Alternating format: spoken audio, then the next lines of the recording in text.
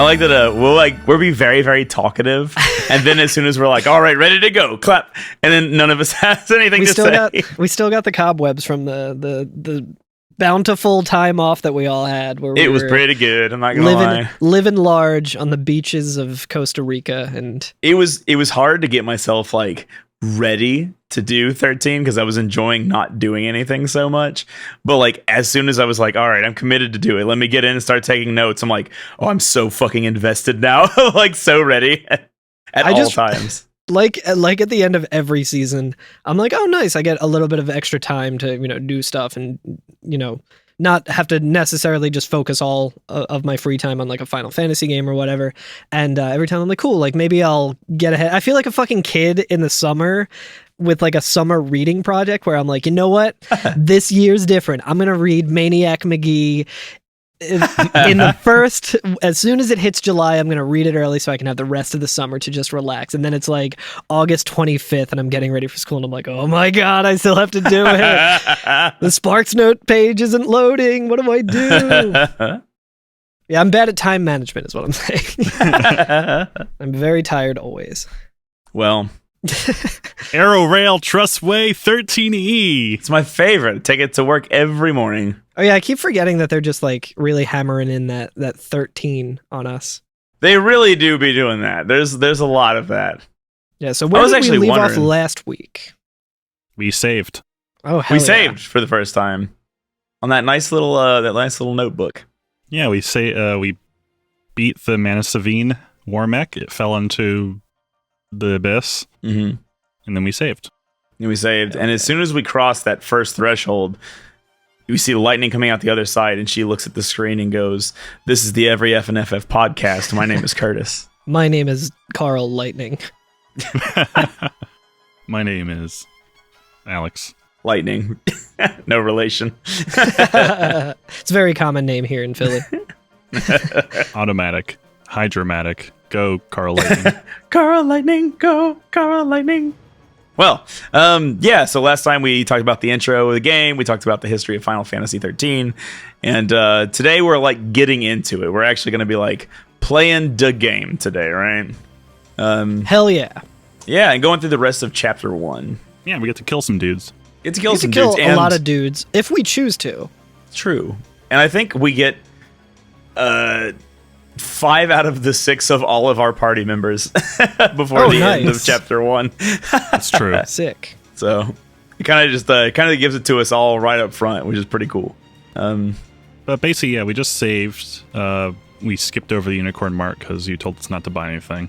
Hey, there's potions and Phoenix Downs. What are you gonna buy?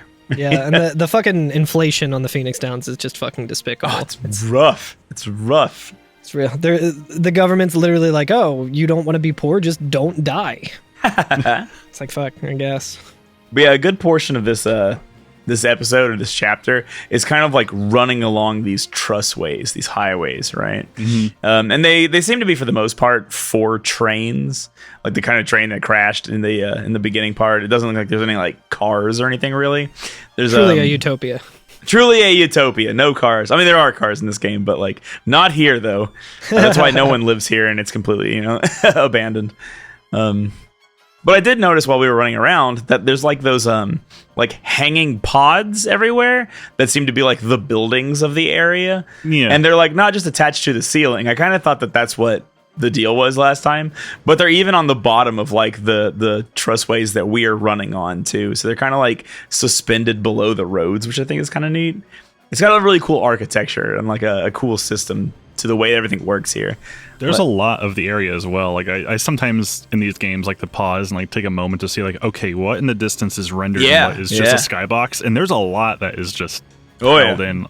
Even if it's low poly, like there's a lot of stuff that they're putting in the environment. We need to get Boundary Break on it to I mean, he might have done an episode on this, but like, yeah, it's very, like, we've said it a million times already, but this game is very beautiful, and even though it's just like the quote-unquote hallway running simulator, like, the environment, at least that we've seen so far, is just like extremely fascinating. Very like, it scratches the same like itch that like watching the Phantom Menace for the first time does, where it's just all the really super cool like just environments that you're like, this world seems dope as fuck. Yeah. Also seems very dynamic because very much like a Disney ride. As we hit certain like checkpoints, like it triggers actions to make it seem like there's things going on. Like as you approach with something, there'll be like something flying over you, like a near miss type of thing. Speaking or of which, shooting in front of you. There'll be some gunfire. The very first thing that happens when we're running to the end of this very first section of the game, we're constantly being like sprayed with gunfire from the ships that are flying overhead, right? Yeah. One of them comes in really, really close, and you can hear it. You can like shoot, and Saz just goes, "I do not like low-flying things trying to kill me." That's one really good thing that I've liked about playing 13 so far is just all the small like background dialogue. Like it's really good. It's kind of similar to like when we were playing 10, and like you would be in a battle and it would be like, oh, and this one Riku says something kind of silly. It's like, but that's kind of always happening as you're moving through places. And I didn't have subtitles on when I was first going through it, so I missed a lot of it. But I'm excited that now that I have subtitles on and that does show up, that I'm gonna be able to like get all of it and have moments like that where I'm like, oh yeah, Sal said this super funny thing. There's a lot of really good interstitial stuff. Also, because this game kind of marries the overworld with the battle screen very smoothly. It always seems like we're in a very accurate representation of our area. Yeah. When we're in a battle. So like you're saying, so things are kind of happening as we're running down this little highway, right? We hop over some debris, and we come across our first battle, right? Which is just with two of these SciComm. They're wardens. And they have one of these little gates. Like we were talking about the little mini portable star gates with them or whatever. And we see one of those like attack dogs. They kind of look like almost like the dude dog hybrids from Dirge of Cerberus, sort of. I have that exact thing in my notes. I'm like, these fucking things remind me of last season. I don't think we encountered them until like the dogs until like 3 battles in. We don't. For the first one, we just get the warden, but I think it's the very first one. Not for me, isn't it? Oh yeah, no. So for the first one, a couple dudes run ahead, and this actually is an interesting thing where the way that this works is it's not just like a random encounter. There's no like step count necessarily like we're familiar with older Final Fantasy games. It's more so like a dynamic thing where, kind of like in a Metal Gear Solid sort of way, like if the enemy gets close enough to you, like the enemy will see you and then it'll come after you, and if it gets close enough to you, that's what initiates the battle. Yeah. So presumably you could skip around a lot of these, and I know that there's an encounter later that Zwanzig, friend of the show and 13 speedrunning god, was telling me about, where there's like a legendary dodge that he was only able to pull off like 3 times, but there's a lot of enemies and not a lot of room to get around them, but you could just run past them and not even get the encounter. I don't even know if I'd call it a hitbox or a hurt box, but like the touch box, I guess, around lightning is kind of deceptive in shape. Sometimes you'll be like, oh, I'm clearly running around this enemy, and then she just stops and you're in a fight and you're like, I wasn't even close. And then like other times you can get kind of close to an enemy, and it's very weird like how dodging works in this game. All I have to say is heroes don't run away. Oh so my God, we're gonna fucking get there and I'm gonna lose my mind. So we have to go into every single encounter. I am probably going to do that just because it's a good strategy. I think here in this chapter, if I'm not mistaken, you don't gain any experience. No. So there's really not a whole lot of incentivization to actually do these fights necessarily, other than like learning the system if it's your first time. You maybe can get getting some spoils. Because like you'll need those to upgrade your equipment. Yeah. So, but you know, like you could be forgiven for just like running through and not wanting to do these battles, but the battles are fun, and I'm like, I want to experience as much of this game. I'm sure like 20 episodes from now or something, we're going to be in some bullshit Final Fantasy ass like level where I'm just constantly getting into encounters and hating my life like I have in pretty much every season. But for now, I'm just like, hell yeah, give me more battles, please. Yeah. I always feel weird running from battles in RPGs for some reason. I understand. Even if that first battle didn't have the dogs, they do have the portal with them. Yeah, it's like off in the distance. Yeah. The first one you see is like one of them's inspecting it, and then they both take you on. But then after 3 or 4 fights, you get in a quick little cutscene where like Saz is like, not wanting to get purged, I get, but taking on trained soldiers. Better to die than get sent to Pulse. It's hell without the brimstone. Yeah. It's real good. And that's where we see one of the guards and a portal, and one of the Pantherons hops out, and then she just kind of runs in. Yeah. Domesticated peacekeepers. Nothing to worry about. Well, maybe not for a soldier girl, but I'm trying to say, hey! She just charges in. Yeah. And that's the thing that we'll kind of like come across too, is that she called the animals domestic peacekeepers. And like, as we go, because we were talking about it last time, that these animals kind of seem like biologic in some way. And there's a data log that we can get during the course of this chapter that kind of explains that like Pulse, for being like a weird inverted sphere, like Halo world, does have wildlife.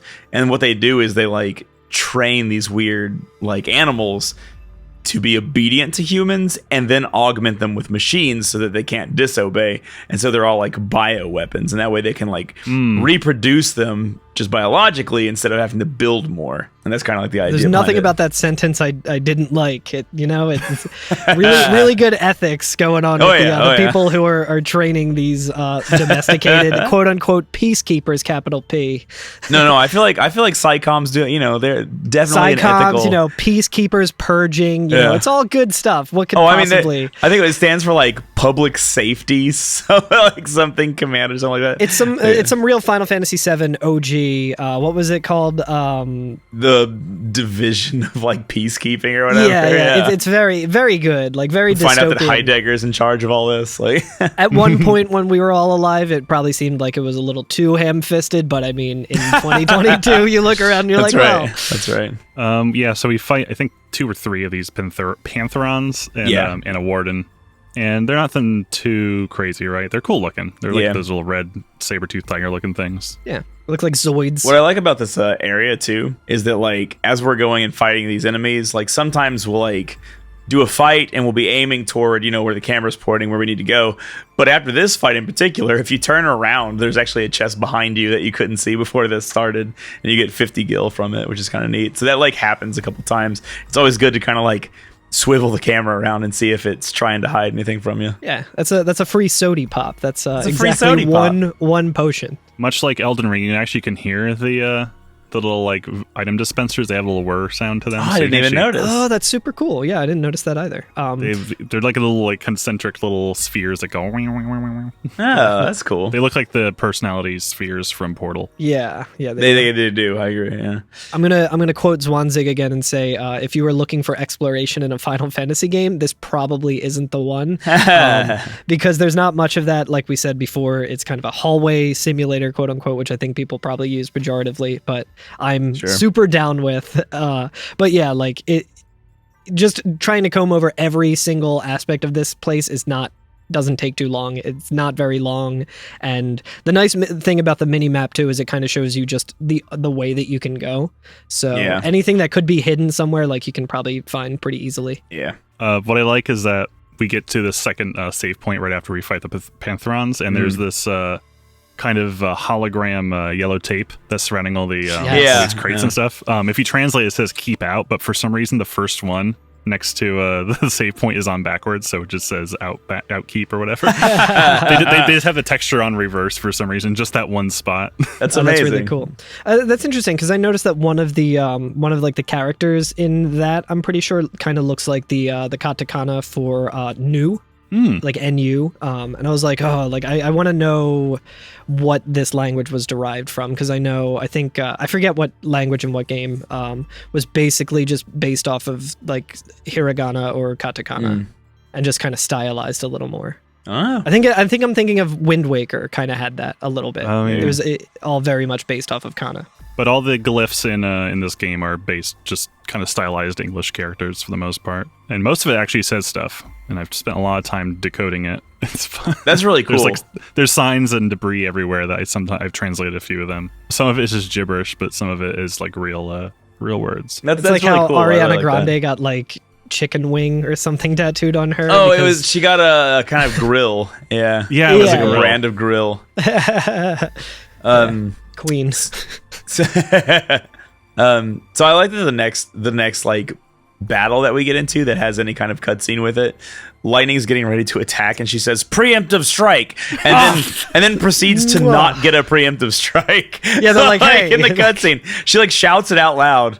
The SciComm soldiers hear it and then see her and then run up to us. And hey, this asshole's trying to get a preemptive strike on us. Get her. Yeah, no, she said it. That should be enough. Yeah, exactly. Come on. I do like that we start finding the aerial recons, which are the cool dudes with the jetpacks. Yo, love these dudes. They're like jetpacks, but like instead of like strapping them on your shoulder, they like enclose around the upper body. It's really weird. It's cool. It's super cool. It does look like they kind of like are wearing like the pelican from Halo as a hat. Like their head is where the cockpit would be, and it would just be like sticking off like it looks like it could actually work because of just the size ratio. Yeah, it actually seems kind of feasible in a way. It's very neat. I like it a lot. It actually kind of does remind me of the I forget the name of the flying enemies we fought in Dirge of Cerberus too. Oh yeah, like the gargoyles or whatever. Yeah, I can't remember. No, the actual like jetpack dudes that we fought in the train yard. Oh right, duh. But yeah, it's a follow up to that little thing. I was thinking about like I'm also watching over some footage, and as we're kind of walking along and continuing down the critical path, again, like we were saying with how dynamic this game is, when we hit certain like flags, something will whiz by, and it looks kind of like a jet, but it's also like flapping its wings. So I think, like Curtis was saying from the data logs, probably an organic creature that was, put into fucking servitude by awful people, and is, like a pterodactyl that now is basically Mewtwo from the Pokemon movie, except it's an Aerodactyl. As we're going through kind of this area of just full of cargo, there are these little like balconies off the side of the tramway. I love it. They look like little maintenance areas. Yeah, like this is probably where like the train would stop or whatever. But Saz is like looking over at a street below us, and we see like a giant like fucking, I think it's a behemoth type enemy. Oh, it's plowing some dudes. Yeah, it's definitely a That's right, plowing some dudes.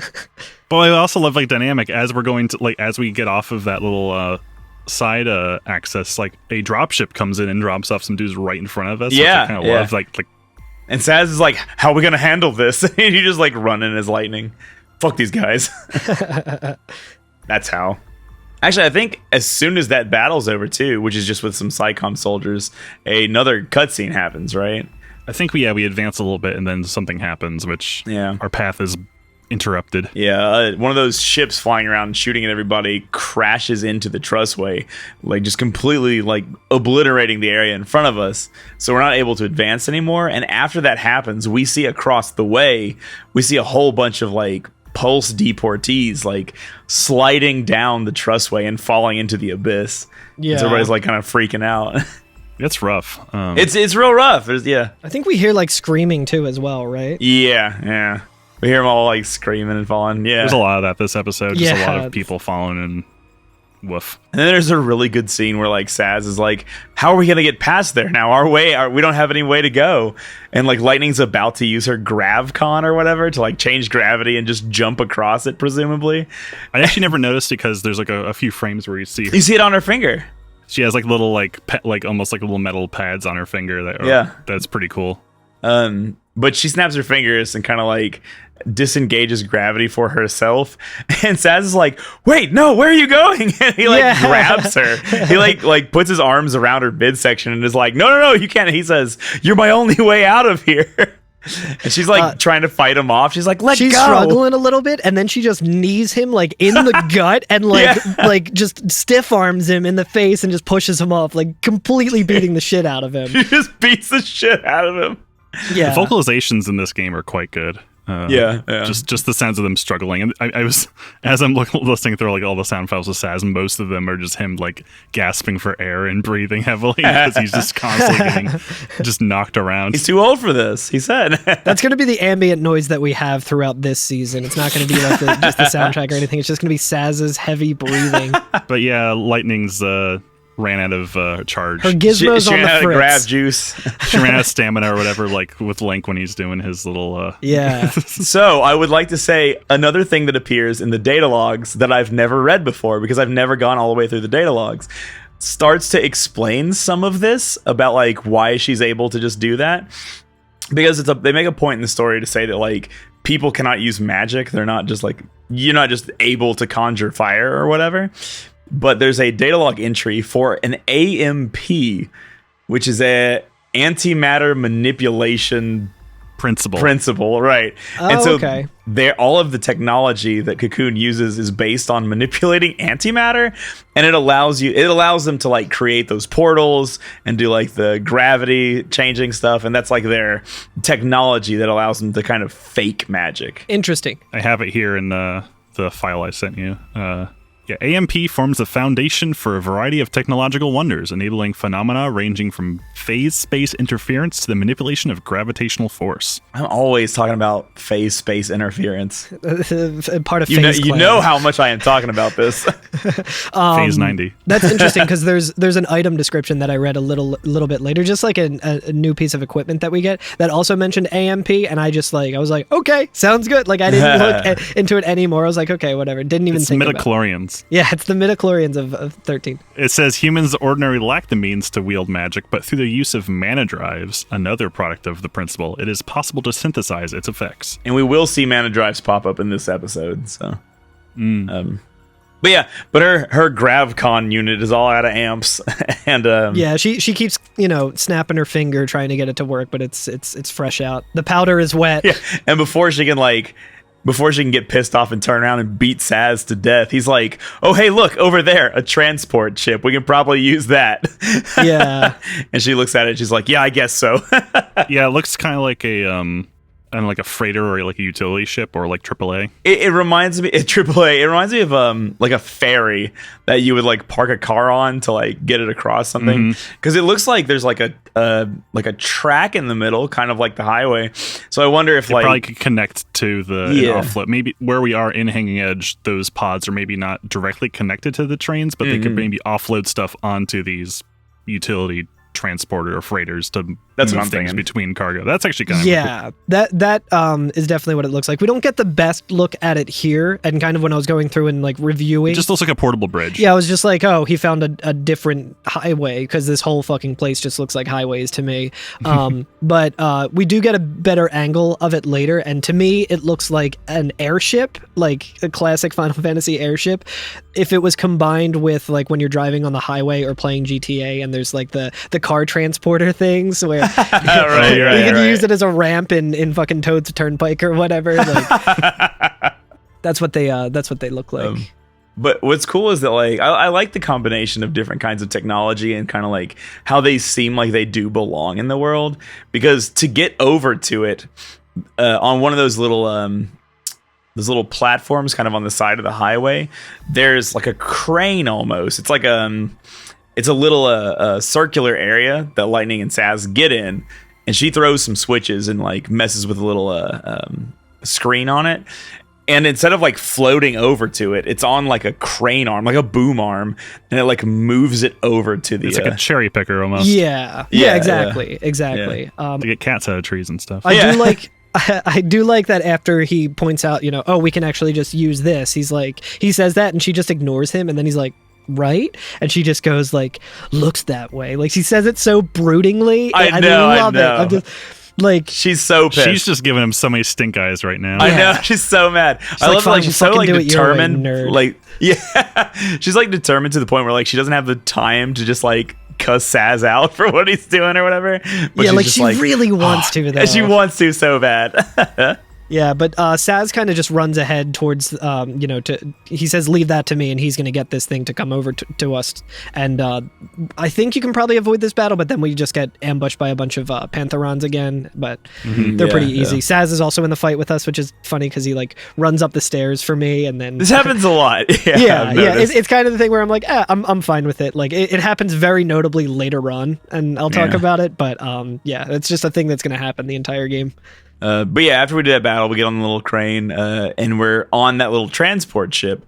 We see that there are some soldiers on it already, and there's one like very imposing looking soldier with like a lot of like futuristic armor on. Yeah. And Saz says, hey, there's soldiers. Can't you just pull some strings or something? Because he knows that she's a soldier too. So he's like, oh yeah, no, just go talk to him. Just tell him that we need it or whatever. And they see us. And they kind of announce, they're like, deportees, are we? Weapons down. I'd hate for this to turn ugly. And he's like, what do you mean things get ugly? And he's like, what does that mean? She's like, yeah, she's like, he wants to kill us without a fight. Yeah, dude, it's so good.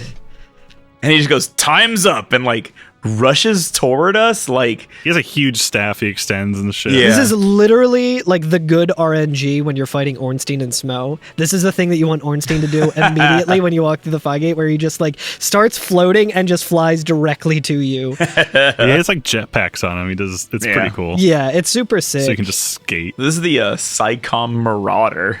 Yeah. And this battle kind of explains that chain and stagger mechanic, right? Yeah. It kind of explains that there's, besides health, there's also the stagger gauge above each enemy. Once it reaches 100%, which the percentage is different on every enemy. Yeah, once it reaches maximum. Correct, right. The enemy becomes staggered, and then you start doing multiples of damage, which you kind of already do. So as you hit somebody, the amount of damage they take goes up based on the percentage that the stagger gauge shows, even before they stagger. So I think this guy, you have to bring him up to like 130 or something like that. It starts at 100% normal damage. And as you hit him, it's going up and up and up and up. And once it hits that 130 or wherever a stagger gauge needs to be, they'll do a big jump, sometimes to 200, sometimes to 300. And you start just doing insane amounts of damage. And also the enemy starts losing, like, to use Dark Souls terms, it loses poise so that you can now like interrupt its attacks and stuff like that. Like it won't just keep going through when you're hitting it. Right. There's also like a little bit of like a weight mechanic that we'll get more into later as we get launcher attacks, where like once an enemy is staggered, they're much lighter, like in Smash Brothers. You can start to juggle them and stuff, but we don't have any launching attacks. You can use the right bat now to just one shot kill them.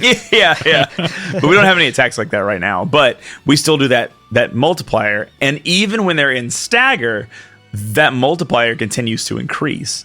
So a big part of this game will be getting somebody into stagger and then weighing the options of like, should we do the most physical damage, which will do a lot because they're in stagger, but it won't increase that multiplier as much?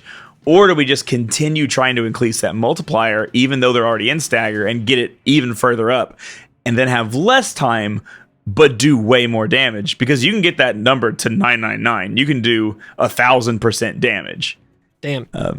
So that kind of becomes like a little bit of a strategy that we can employ. Not so much in this one. We don't have the different jobs and the paradigms that we can shift and stuff.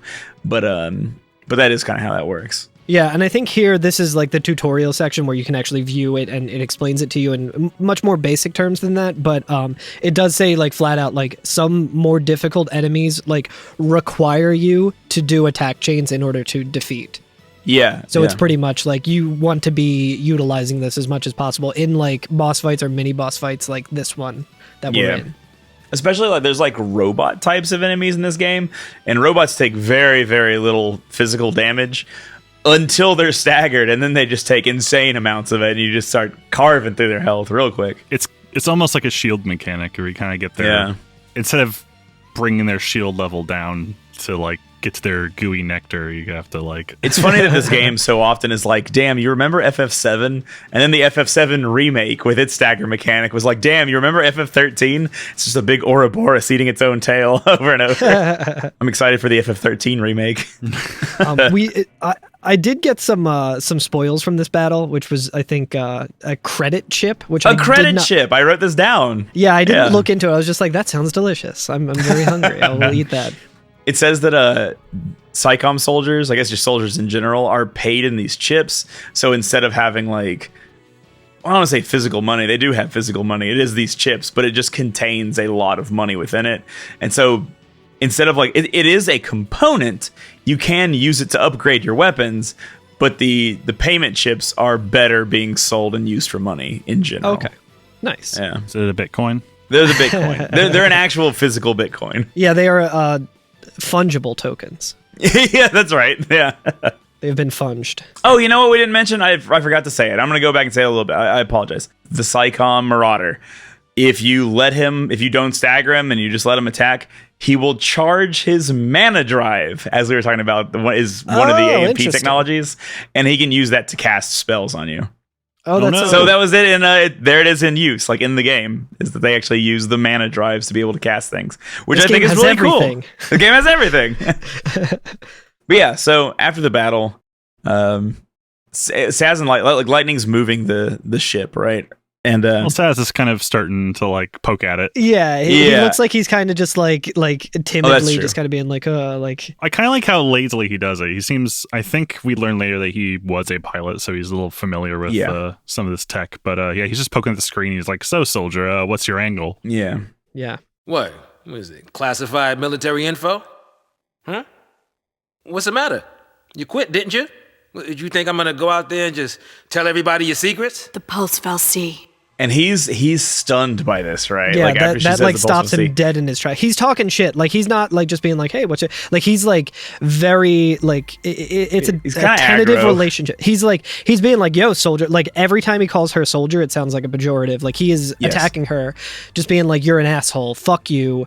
I hate you. Give me $200." Like, but this stops him dead. Like he's just shocked that she said the pulse fal'C, and then she goes on and says, "My angle. I'm after the fal'C." Yeah, and then she kind of snaps back at him a little bit, and she says, "Still happy you tagged along."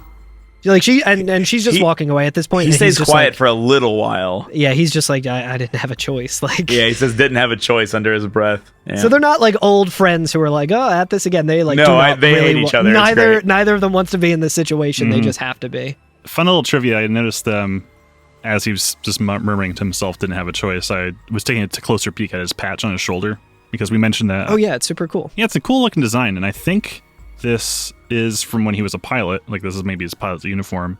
And it says Galverda, which is not mentioned anywhere on the internet. I've looked everywhere, and I think this maybe was the name of the ship he was like a pilot on, called a Galverda. It's kind of cool. I like to think that we're the first ever. I found like one person was like, okay, but it was for like a cosplay thing. I'm like, oh yeah, that doesn't it? Interesting.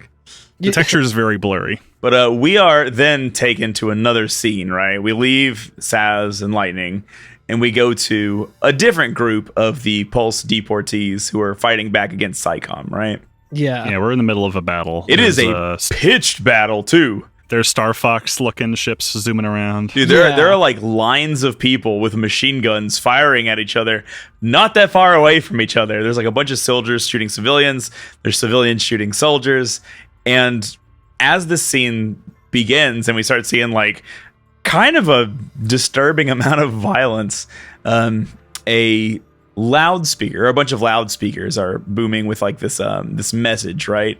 And it's like maybe like a pre-recorded message from Dr. Breen. From Dr. Breen, from like the Sanctum, right? We've learned like the Sanctum is like the governing body or whatever, and we don't know who the voice is yet. It says Sanctum Primarch, right? Yeah, Primarch. That's what it says in the subtitle. It says Sanctum Primarch. So but it's very like Dr. Breen because it's like thanking the citizens for participating in this deportation. It says, brave Pulse pioneers. It's real. Those dogs that were trying to rip our throats out that are augmented with like cyborg shit, being called peacekeepers. It's the same energy as that because it's very much like, thank you all so much for your service. Thank you for being so fucking cool. You're all invited to my birthday party. Like you guys fucking own.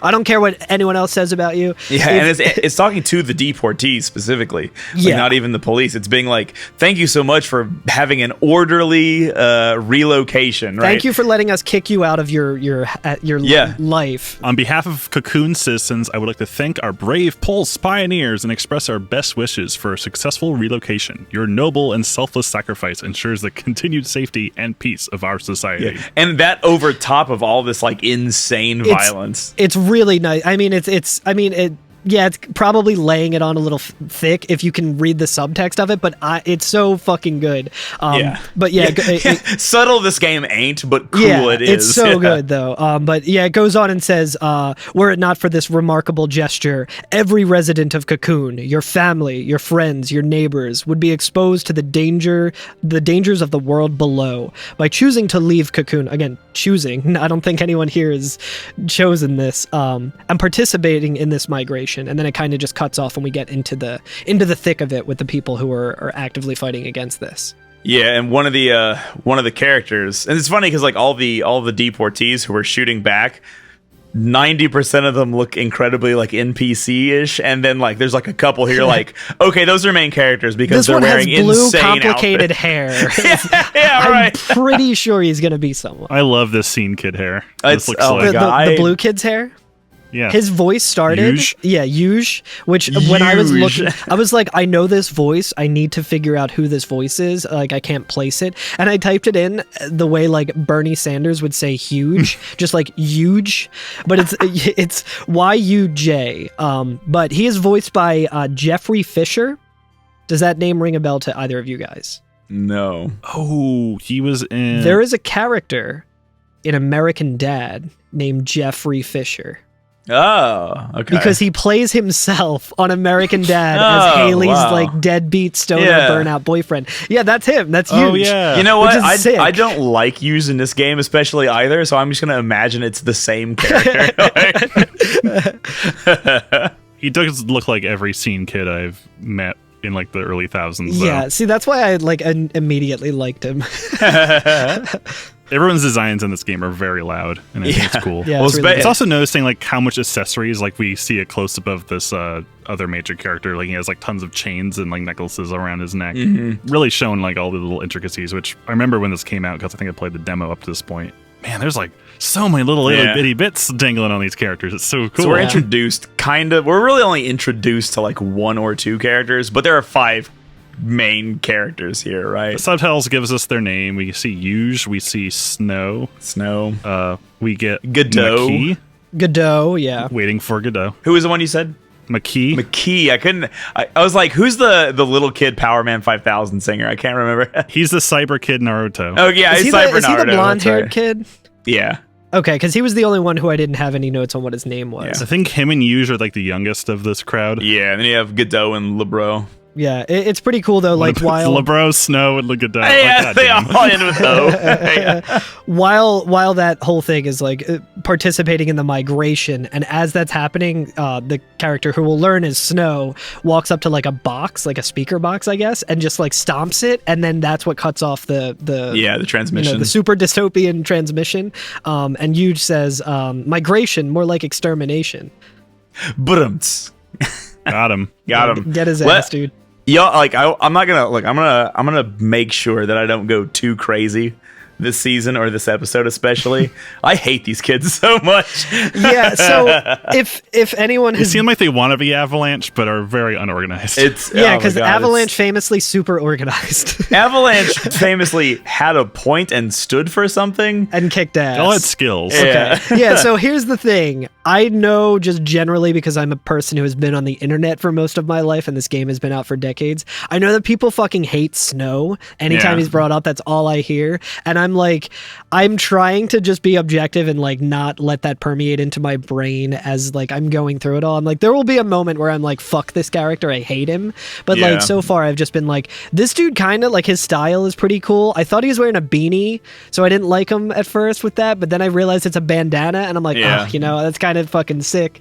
And he just looks like he listens to butt rock. So I don't mind his style. I think it's pretty good. Yeah. But he's wearing a trench coat that has a 3/4 sleeve for some reason. Yo, look, as somebody who rolls up my sleeve, wish I could get shit with 3/4 sleeves. So much more comfortable. I mean, he uses those are his guns. He's got to like leave room. Oh, I could. Yeah, true. We can talk about that in just a second. It just blew my mind earlier.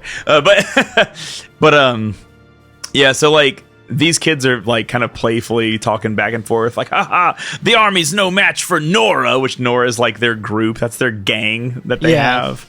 I think we find out what that stands for like a few chapters later. The thing that like drives me up a wall constantly is Snow is always talking like, these people need heroes. Yeah, we have to be the heroes. I'm the hero. And I'm like, oh my God. Like very, very like and don't get me wrong, I mean like that's his character arc, right? Is that he's like very, very full of himself, he's very self-confident and very positive, right?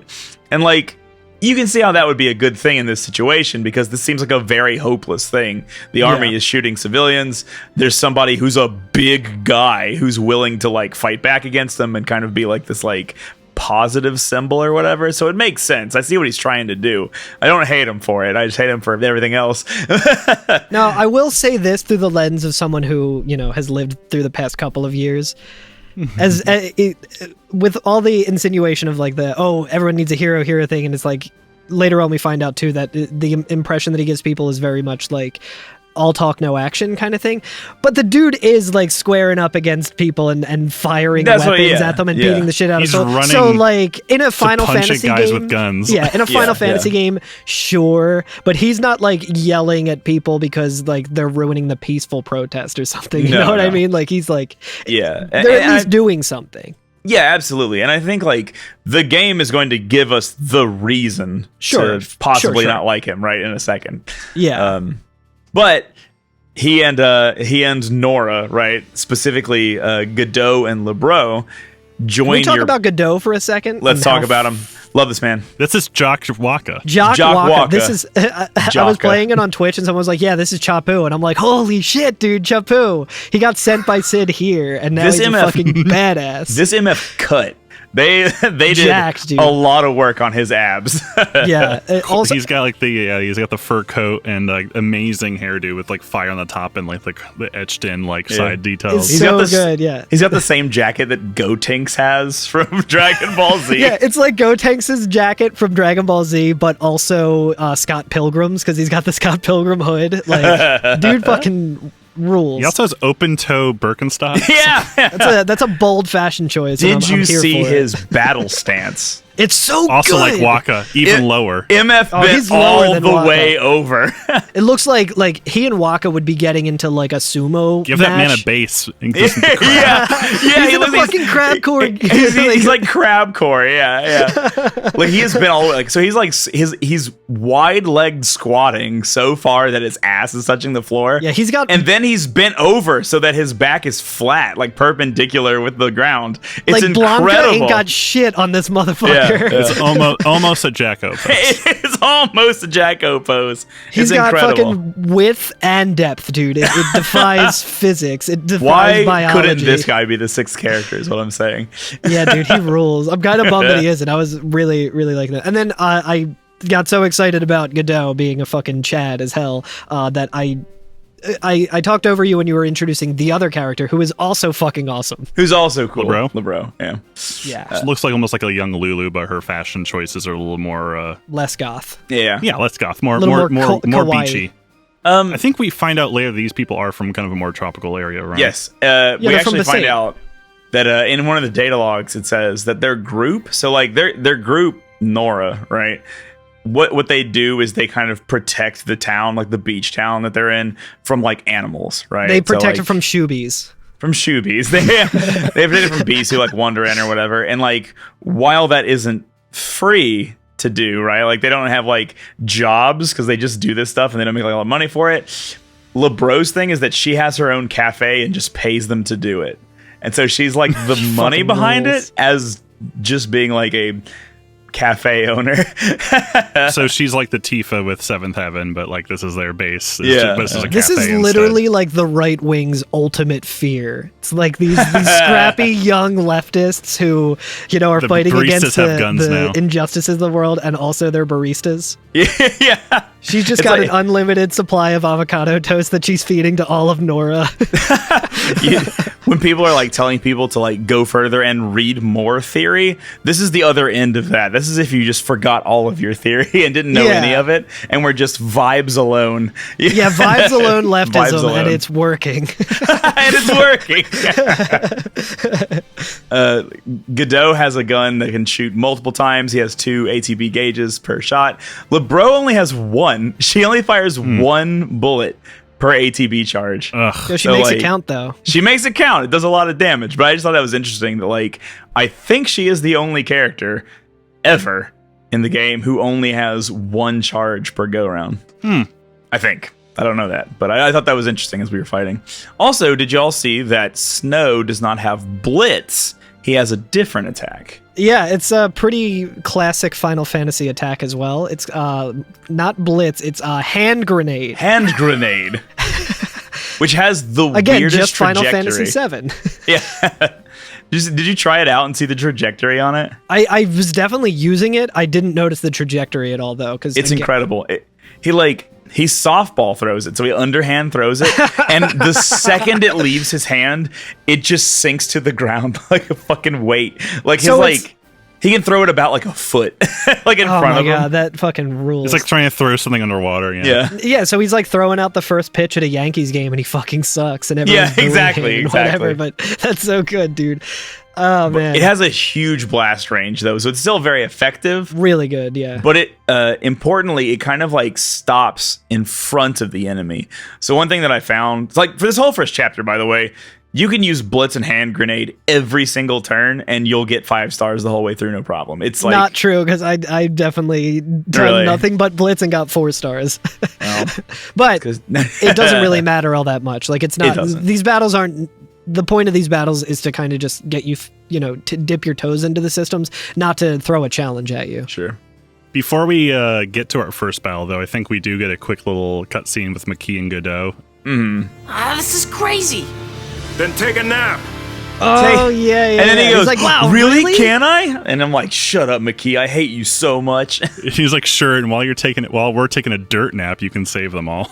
It's like, oh, that's even worse. Yeah. Hate this little kid. Hate him. Yeah, this little kid's a pain in the ass, he seems like, but especially if you're gonna, pull that shit with Godot, the coolest guy we've met so far, other than Saz. I do like, how do you pronounce her name? I'm dumb as hell, and there's too many... It's Lebrow. I said Lebrow, but I don't know if that's correct. Yeah, I am dumb as hell, I want to remind everyone. It's French, you have to say Lebrow. Yeah, the like you have to say it like you're clearing your fucking throat, so everyone thinks you're an even bigger asshole. The three characters in our party are Snow, Godot, and Lebron. Yeah, I do like. I do like Lebrow though, where they're like. Snow's kind of talking about the enemies that they're fighting. He's like, our enemies are the Cocoon Sanctum, their dreaded SciComm, no less. Like, also, we should probably mention that Snow is voiced by Troy Baker. Yes. Oh, yeah.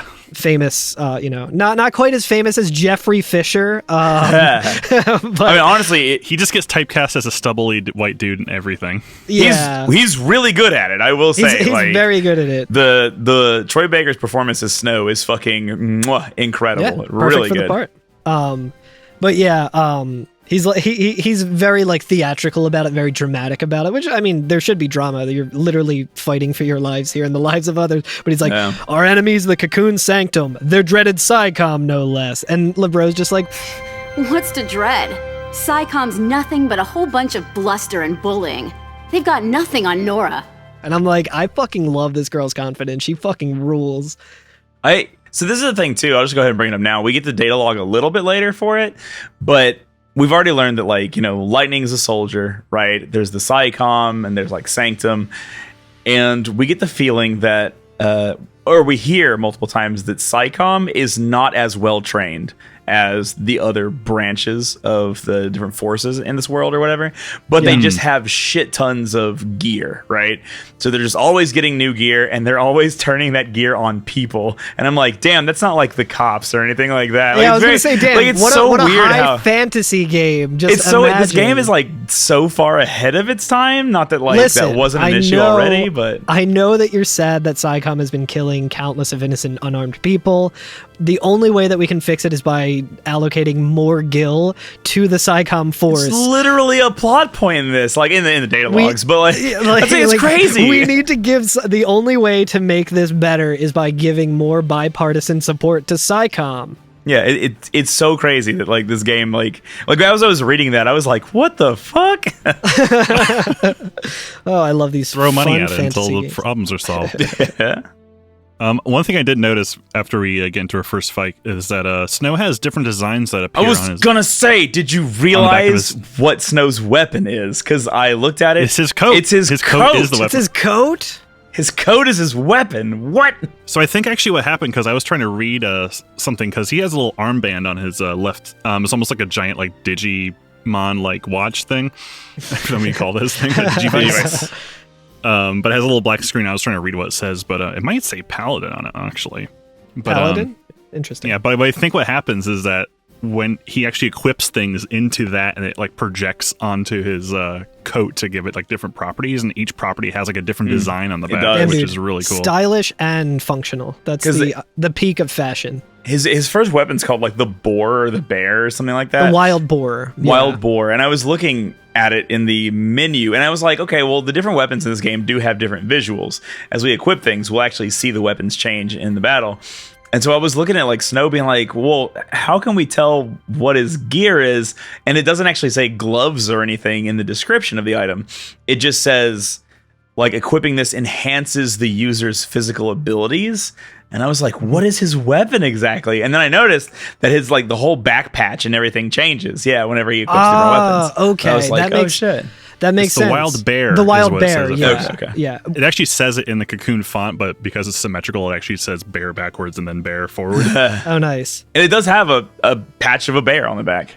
It does, yeah. I like when I realized that I said boar when I'm looking at my notes. It says bear, and I was like, wait, I've been trying to make sense of what the fuck is on the back of his coat, and I couldn't. Yeah, it's the wild bear, which it's a cool design. That's where I saw the AMP thing, because the item description of the wild bear is army surplus item.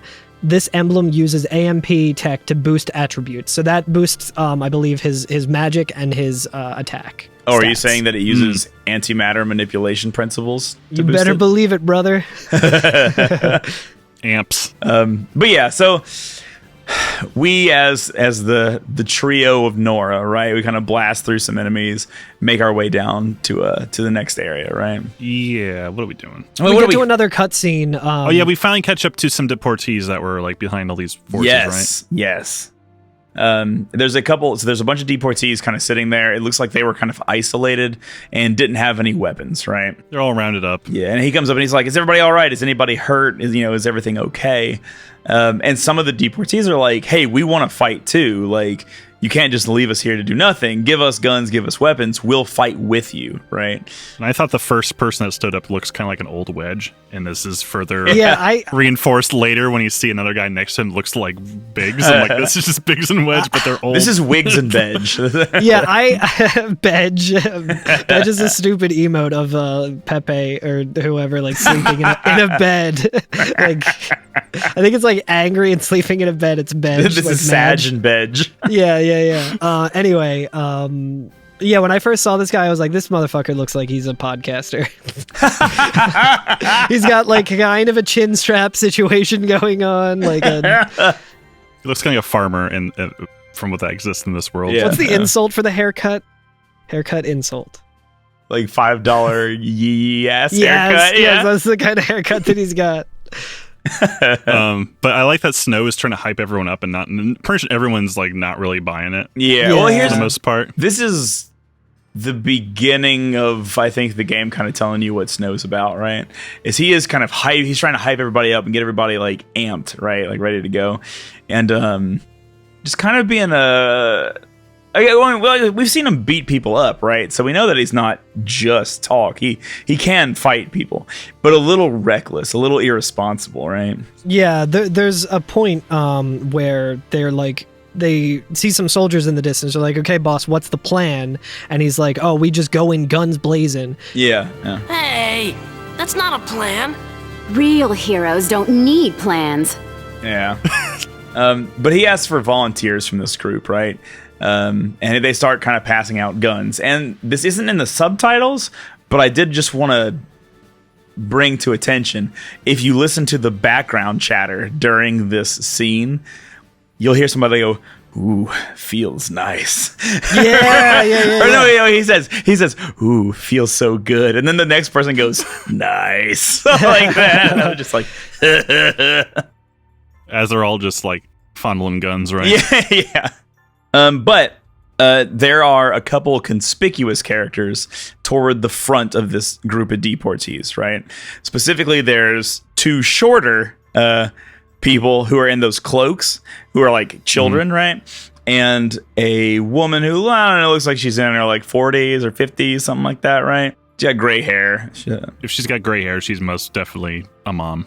Right. Yeah, Most definitely a mom, but she she's stands the up. ancient age in Final Fantasy of 33 years old. Yeah. But she stands up and she's like, okay, I'm going to fight too. And we see that one of the kids who was nearby her is like, oh, Mom, what are you doing? And so this is her child here, right? And so she's getting up and she's like, I'm going to go fight. And she tells this kid, don't worry, right? And she goes up to Snow to receive a weapon. And Snow's like, are you sure? And she just goes, Yeah. Moms are tough. Moms are tough, right? Yeah. Moms are like F-150s. They're built Ford tough. Also, I have to say this. She looks like Britney Spears. Like, her She face kinda- looks like yeah. Britney Spears to me. I will say that, like, this is the first game. Britney Spears, also a good mom. She supports her child drawing Lord Frieza and posts it on Twitter or Instagram or whatever. It's very cool. This is also the first game I remember playing where I was just like, oh my god, everybody's skin is so porous. Like, you can actually see like the pores on people's skin. It's like that well done. So just like, that's crazy. I've never played a video game where you can see how well everybody takes care of themselves. Like, Yeah. incredible. It's their skincare routine. Oh, that also reminded me of just my weird 90s brain, I guess. The tall guy who stands up near Wedge, who's like wearing the robe or whatever. I looked at him and I was just like, it's Eminem. That guy looks like Eminem. But so Snow has one weapon left, right? And he's like, all right, got one weapon left. Who's going to take it? And he offers it to the son, like the little kid, right? Yeah. And he kind of scoots back and says like, Yeah, no, I shrinks couldn't. back. He's like, I says, can't do that. And the kid behind him goes, here, and like she's gonna take it, right? And she has a very like high-pitched voice. And a slight accent. And she does say, she actually has a line here in a second. But he gives the gun to her, and he's just so like, good. He's just like, okay, be careful. And she aims it at him and just goes, bang. Yeah. And it's like, it's great too, because I mean, everyone shits on Snow, but like in this moment, I liked this where he's right there with her. He's like, oh, like he staggers back a little bit and he acts like she shot him and stuff. Yeah. It's like this cute girl who, like, when she asked for the gun too, she reaches out with both arms and very cutely goes like, here, like, give me the gun. So good. It's a little ooh, but it's she's charming. very ooh, and then she says, in narration, she says, my first impression of Snow was that he was all talk, right? Mm-hmm. But yeah, that gives us the answer of who the narrator is for the game, because that was the first voice that we heard in the very intro scene. So this girl, says, whoever she is, story. yeah. So this girl, whoever she is, like, we're seeing Final Fantasy 13 through her eyes in some way, right? Which is interesting because like we've seen all of these other characters and are just now kind of being introduced to her, but that's all she says for this whole scene, which I thought was very weird. But it's neat. It's neat. It kind of makes her a little bit more enigmatic, even though, again, like you said, she's very ooh-woo and like bubbly. Yeah. I'm a big fan immediately of this character. Snow says, all right, lay low and you'll be fine. We'll clear out the area. We're going home together. And like he says it clearly like really trying to rally, like fist pump in the air. Everyone is still like just as like depressed as they were. No one is doing anything. And then LeBro just goes, come on, like come on, everybody up. And like everyone starts kind of shuffling around. Like they're not camp counselor energy. Everyone does not want to be here. Yeah. Like no one's stoked that they're being rescued by this team. I was gonna ask y'all if you all would like to drop a couple data logs before we continue on to the next section. I'd love to purge myself of these data logs. Yes. Yeah. All right. Well, let's do that, and I will see you all in just a moment.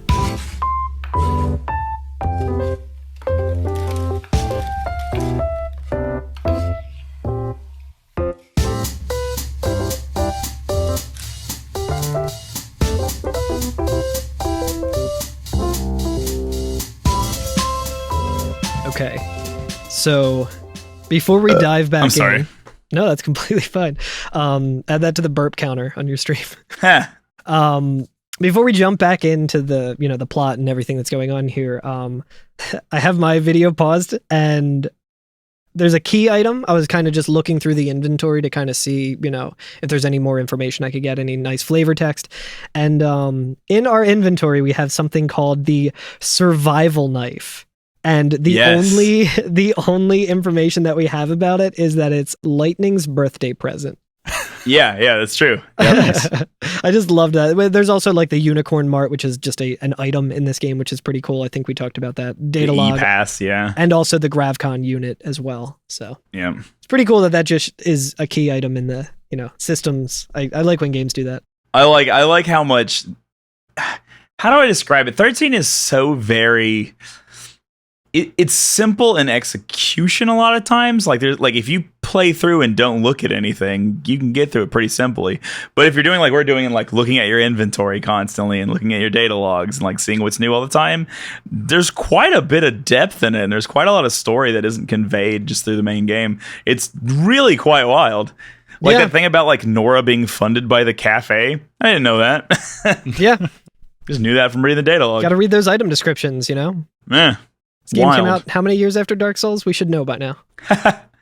Well, at this point in the game, the army basically calls in its liberals because they say mobilize the beta force. Yeah. Which is funny because clearly Snow is in control of the Sigma unit. So, oh, absolutely. Yeah. No question. Their beta force is no match for us. Their beta force is a fucking behemoth, though, which is pretty tight. A behemoth. Oh, a behemoth. I'm sorry. I said yes. behemoth. What am I thinking? This is more than likely what we saw earlier, or not we, but I guess Lightning and Saz saw earlier on the bridge that did the quote-unquote cold-blooded murder when it just like rushed through like 4 guys who were shooting at it. Yeah. Plowing dudes. And it's about to plow us dudes. And we get into a battle with it. And this is where Saz says, heroes don't run from fights. Not Saz. Not Saz. I'm sorry, Snow. Good lord. Now, Saz would say something cool and based, not cringe and Sigma. Yeah, Saz would be like, no thank you. But we get into a fight with it. It's kind of like a little mini boss, I guess, in a way. It's just a more difficult enemy, right?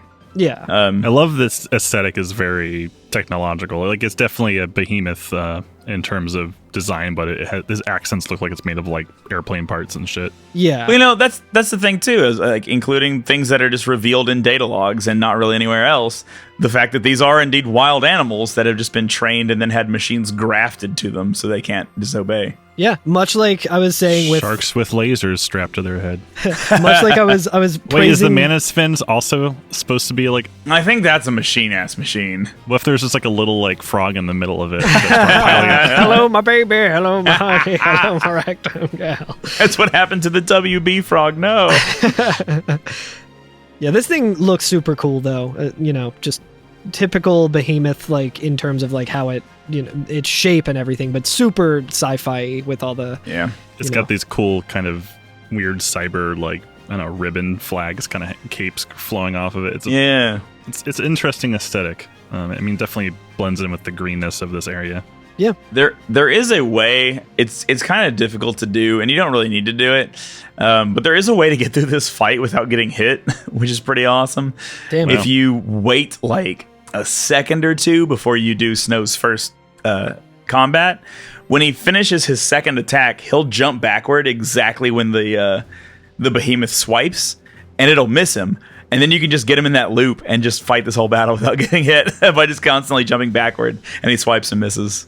Yeah, the system, the battle system definitely seems like it has just that kind of, like, I can see why people love to speedrun this, because it seems like it's just so like satisfying to like get into that rhythm. It's like a dance, you know what I mean? Yeah. It's not just like it, like when you're just looking at it objectively, you're like, okay, I'm hitting X. Oh, I can hit auto battle and hit X one less time to do my moves or whatever. But like, which in this case, auto battle is pretty much the way to go. You might throw a potion once.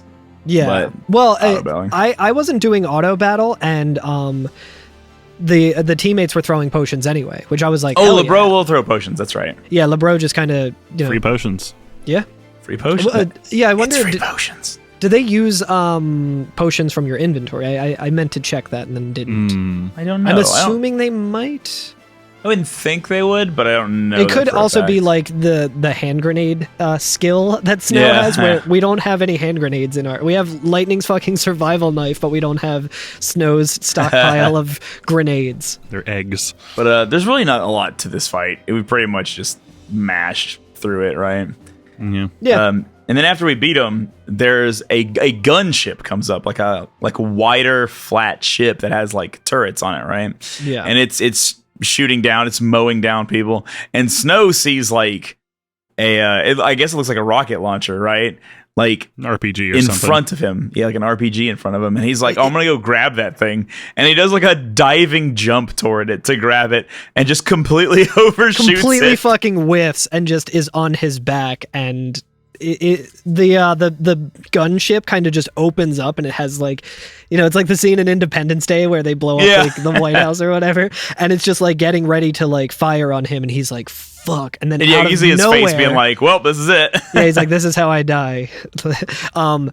We see a rocket actually hit it and knock it off its course, and it starts kind of like trailing away. So Snow's saved, and we look over, and it's our favorite tough mom, who's who's holding that bazooka. Yep. And so she was able to grab it and shoot the thing. She says, "It's Brittany, Snow. bitch." But yeah, she said, "What did I tell you?" Or "I told you, didn't I? Moms are tough." Yeah. But as she's saying that, the ship that is now veered off course does fire again, just behind them, and destroys the trussway. Right, just big explosion happens. She's shoots between our forces who are fighting back there and where Snow and this mom are, and it kind of blows her forward. She falls over onto Snow, and then like Snow is coming to, and she looks like she's in really bad shape. Like she's kind of not responsive. Like, knocked out. Yeah. And Snow's looking over, and we see another one. That trussway just kind of sinking and falling, and everyone just sliding off of it, and there's debris sliding off of it and hitting people, and it's like, fuck, dude, it's dumping people to their deaths. It's so rough. like so many people over there. Like, that sucks. And like Snow's going, no, like while it's happening, he's like freaking out. Yeah. Seeing this. But then the part of the trussway that they're on, that Snow and this mom are on, it kind of gives way too, and there's another downward. Explosion on the other side of it, on like their segment of it, and it starts going as well. We get a little bit of that Titus when he's hanging off of the off the highway, screaming at Oron. Oh yeah, that's right, at the very beginning. See, I was just thinking Cloud and I was thinking Cloud, Tifa, after the Airbuster. Yeah, like the mom's just gonna fall into the church and land on Aerith's flowers, and it's all gonna be okay. Don't worry, guys.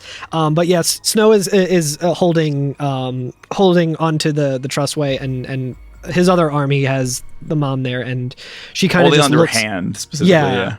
And like this isn't gonna end well, Like no, Snow is not in a good wall. Position here. And she just looks up at him and says, "Get him home, please." And he's just like, "Oh, hold on." She passes smiles and passes out and falls. Yeah, he tries that. He's like, he sees her hand slipping out of his, and he's just like, no. And she slips out, and he screams, no. Yeah, and then we see it cuts to her son, who is witnessing this happening, and he reaches out and screams as well. Snow also falls, right? Did we say that? Yeah, then Snow immediately also falls. Well, we hardly knew ye. Yeah, but it is really it's really awful seeing like this little kid seeing his mom fall to her death though too, right? Yeah. But after Snow falls, we go to these two kids that we saw earlier, they're on one of those freighter ships. I don't know where they got that, but they're suddenly on one of those the same type of vehicle that Lightning and Saz are on. Yeah, and at first I was like, wait, how are they seeing it from this angle? But I guess they just. Probably in that extended universe book that we haven't read. Mm-hmm. But this kid is unresponsive, understandably so. Yeah. He's just staring downward and just can't bring himself to say a move. Yeah, he's just in complete shock. He's not really reacting necessarily. Mm-hmm. And the girl that's with him is trying to shake him out of it, and she's like, come on. And then she just fucking slaps him to get him. She slaps him and says, we need to go. Yeah, because there's a bunch of of those jets or fucking pterodactyls or whatever the fuck they are just flying all over as well, and there's artillery fire everywhere and stuff, so it's not a safe spot to be in. And he finally shakes out of it and is like, all right. And she grabs his hand and kind of pulls him along. Yeah. Subtitles do say her name is Vanille if we want to.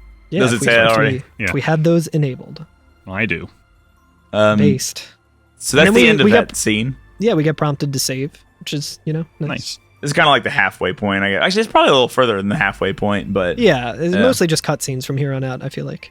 Yeah, but we're taking over to Lightning and Saz again, and they're still on that little freighter that we last laughed them on. So I'm wondering, last laughed them on. Yes.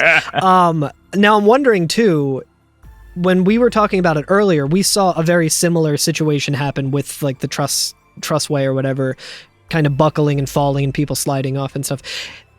Should we just assume that was like their perspective of this event that we just played through? Is it kind of like a, it could definitely be that this is just happening all over the place, but I think like maybe they were just seeing this in the distance and it's like these actions were happening simultaneously.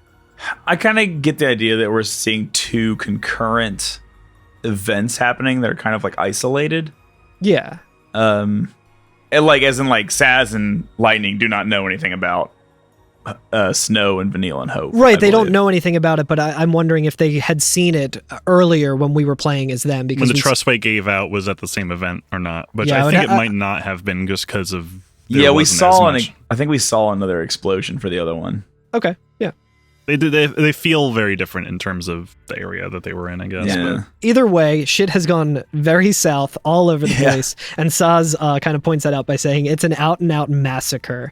Those people won't even live long enough to die on Pulse, and Lightning kind of reveals the whole thing. She's like, yeah, that was the idea. Yeah, she says it was an execution masquerading as exile. Sanctum logic. They conjured up the purge to eliminate a threat. I mean, why carry the danger all the way to Pulse? Why not just stamp it out here? Saz kind of gives her shit, and he's like, well, you're a soldier, like you didn't know about it?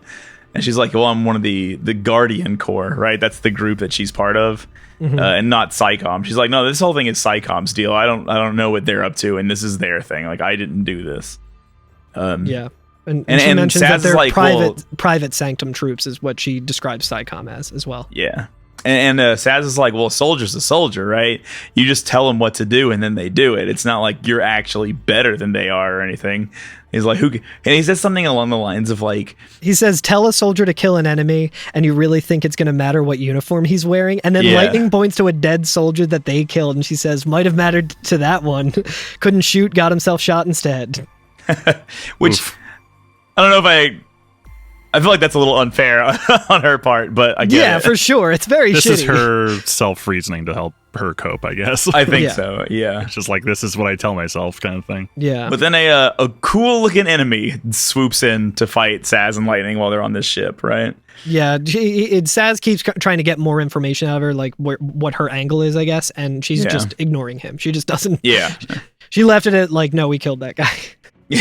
But then, we see this cool-looking ass thing. It's a Myrmidon. It's like you took the top of a bird and put it in armor and then gave it an additional 2 legs, but those were jets somehow. It's kind of like Valfor from Final Fantasy X, but encased within the hunter armor from Halo. It has 4 crawly legs, I noticed, for like it does. Almost like a tiny one of the I don't know, the demon walls from 12 or something like that, which because it has like it crawls forward. It looks almost like it's 3-legged, but actually has 4 little like spider legs. Yeah, it's got a but cool. It does remind me of some Pokemon or Digimon looking ass shit. Yeah, for sure. It's got like a shield and left a buster. arm. Yeah, it looks like a pauldron/shield thing that's just like the whole side of it. It attacks quickly. Yes. Yeah, this thing like jets. It fills up its like ATB gauge to attack you like 2 or 3 times every time you fill up one of yours to attack. So it is just constantly wailing on you the whole time. But it doesn't do very much damage. But that's the challenge, right? Is that you can't let it, because you could probably die on this one if you're not watching out, and it's like targeting Lightning specifically. You could probably game over on this guy, because I did have to use a potion on it while I was fighting it. Dropped a digital circuit. Cool. Those are very good for upgrading. Nice. Yeah, that's the thing I don't know if we mentioned. On the way, like throughout the last portion of it, we could find like an iron bangle, which just increases your HP by 50. Some other items like that, some just equipment. But noticeably, if you look in the inventory, they all say level 1. So, either you find higher levels or you upgrade them. So I was kind of just thinking like, oh yeah, you probably have the ability to level these up as well, which I always like being able to do that with equipment. I love to level up accessories. That's super fun. Yeah. That's cool. Real Final Fantasy X shit right here. But then there's a giant shift in what's happening, right? Yeah. After this fight, they like sheath their weapons real cool, and then like Saz is just immediately like, "Oh fuck, what is that?" And he just kind of points off into the distance, and then we get another cutscene, and we get I don't know how to explain this, but like there's a on like the ceiling, I guess there's I guess giant it's on the like ceiling. bay doors. Doesn't look like it's attached to anything. It looks like it could just be part of whatever the roof is of this area. Yeah. This whole first chapter is very nebulous in terms of like sense of scale and we have no idea confusing. where the fuck we are. This is the first fucking chapter, y'all. It's so nuts. It's very cool visually though. It looks like a giant like hatch. I mean, just the shape of it. It's like very triangular, angular. It looks very it's very cool. Again, very Star Warsy. Yeah. This whole area is very Star Warsy. Yeah. And we see descend from it like a giant ornate mega sarcophagus looking thing. Mega sarcophagus. It's hard to fucking explain. It's so like other and like. Is this Nemesis strange. from FFX? Yeah. It's like it's funny you should say that. It is not Nemesis from Final Fantasy X, not but Nemesis. it is Anima. Yeah. I was gonna say Anima definitely comes to mind, just kind of with the shape Anima. It's funny that you would say that because that is what it is. We don't know that yet. Spoilers. I'm sorry, I didn't mean to ruin it, everybody. I was thinking of Penance, actually. Never mind. Okay. Yeah, it kind of looks like Penance. Yeah. Yeah, for sure. With the kind of it does look like a giant coffin, but I feel like calling it a robot, a giant robo sarcophagus is like it's pretty good actually. But just add tons of greebles on it, and you're good. And when we say like giant, this motherfucker's huge. It's huge. It is like just being escorted by like a whole fleet. Being carried by like hung from something by energy, almost like a marionette. There's like energy ropes, like green energy ropes. Yeah. And while this is happening, there's an announcement going on that says, "Attention, purge deportees! Attention, purge deportees! Put down your weapons and surrender immediately. Your removal is the will of the people of Cocoon. Should you attempt to flee, the Sanctum will employ every resource necessary to bring you to justice. This land is no longer your home. Cease hostilities and surrender at once." So. Not great. We do see we're in a full motion video right now. We do see Snow has survived his fall. Yes, he's landing on another Thank God. Another railway. I think that probably means the mom's fine too, right? Yeah, Yeah. Hopefully. His coat broke his fall. He also had the grav thing. He just snapped his fingers. Oh, and when he sees the giant sarcophagus being ported, he looks up at it and just says, "Sarah." Mm-hmm. Yeah. I think it's the first time we've heard that name, right? It is, yeah. Okay. We don't know anyone named Sarah. Well, yeah, not spelled this way, at least. This is spelled more like Michael Sarah. That's who he's talking about. So during this, we actually see like a couple of the characters along with what they're seeing as this giant thing is being brought into this area, right? Yeah. And we're taking over to Hope and Vanille now. And Hope sees well, before that, we see Saz and Lightning, and he says, "Just what you were looking for." And she says, "Yeah, right in there." And it's the Pulse Fal'Cie, huh? So we know that this is what Lightning's looking for as well. This is the Fal'Cie. Or I guess she says it's in there, right? Yeah. So it's like, this isn't the Fal'Cie, this is just like a container, and we do learn about this in the data logs, which I never knew before. This is another thing, like, I've beaten this game multiple times, and I've always been like, the fuck is this thing if it's not exactly the Fal'Cie? And we will learn that. I like that Curtis was like, "Yeah, sorry I spoiled it for you, but I guarantee if we go into the data logs, it'll be like, this is basically just Anima from..." Oh, you know what? I will say this about the data logs, and like, it's fine. It's fine. But it's a little weird to me that like the events tab in the data log, not only does it explain everything that's happened, it explains everybody's motivations. And I was like, well, having the motivations be a little anomalous is kind of what's fun about stories, though, isn't it? Yeah. And so the fact that it's like, Lightning says this because she feels this way, I'm like, don't just tell me how she feels. Like, yeah, you can't just tell you can't just have your characters tell us what they're feeling. That makes me angry. It's interesting too, because it's like, what do you think the developer's intention was with this? You know, like they wanted to tell this story. They told it in this really amazing way that, like Curtis, you're saying, you can just kind of go through and not know any of this shit, but then you can also kind of go through and read it all. Like, did they I guess they didn't expect anyone who's playing this game to go back and read every event log. Specifically, the events tab are the things, or well, I think it's events and then chapters or something like that. Those are literally the things that you get when you turn the game back on and play again. So those are all the last time on FF13 or whatever. Like that's what those are on FF13. Yeah. But it does say like their motivations and intentions and stuff, and I'm always like, that's a little bit weird, but all right, I'll take it. But yeah, I'm sorry. So after the intention of the devs was for you to beat it in one sitting and not get any explanation of what happened. Yeah. So after this, we go to Hope and Vanille, right? Yes. Mm-hmm. And Hope sees a Hope, little who kid by the way nearby. is the little boy. Oh, I'm sorry. Yeah, we go to the little boy and the little girl, right?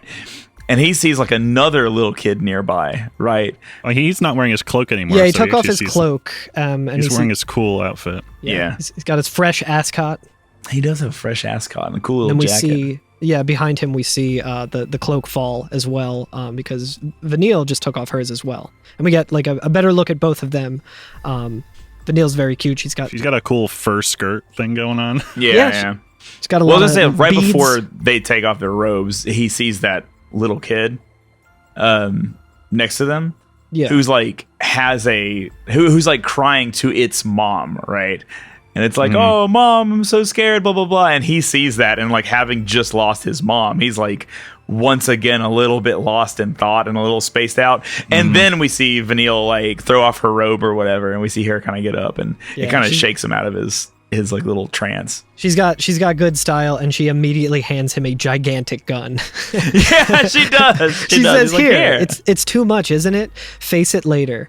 And then that's so good, because he's so sad, and she like doesn't know what to say at first. There's like a moment of silence, and she just goes, "It's too much, isn't it? Face it later." This is the FBI and also just the American, like mental health care encompassed in one thing, where it's like, oh, it's a little too much, huh? Yeah. Here, just take this. Here's a gun. Good luck. Have fun. Well, what I think is cool about Vanille's character right now is like, we know why Lightning's here. We don't really know why Snow's here yet, I don't think. But we know why two characters are here, Hope and Lightning, right? I mean, we know Vanille and Hope are deportees, we assume, given so they probably got swept up from wherever the rest of them came from. Yeah, so in the data logs, my we assumption, learned. Yeah, I was gonna say we learned in the data logs that like the town that was being purged is where Snow's from, so it stands to reason. All that stuff kind of makes sense. But I do like that Vanille seems a little uncharacteristic in a way. Like she doesn't have any family around her. She's not part of any group or anything like that, and seems kind of emotionally just like not attached to the situation at all. It's kind of like an odd character to be here. Yeah, just aloof. And I mean, at this point, we also have no idea why anyone is anything. Sure. Also, like why did you just run away? I guess I don't know. Yeah, I mean, everyone. The reason I brought that up though is because I think it's funny that her like way of dealing with things already has been very much like, oh, it's fine, don't worry about it, just roll on like all the time, doesn't worry about shit. Easy breezy. Yeah. She says ciao and waves goodbye with like both her hands. It's like puts it up to her face and waves. It's very cute.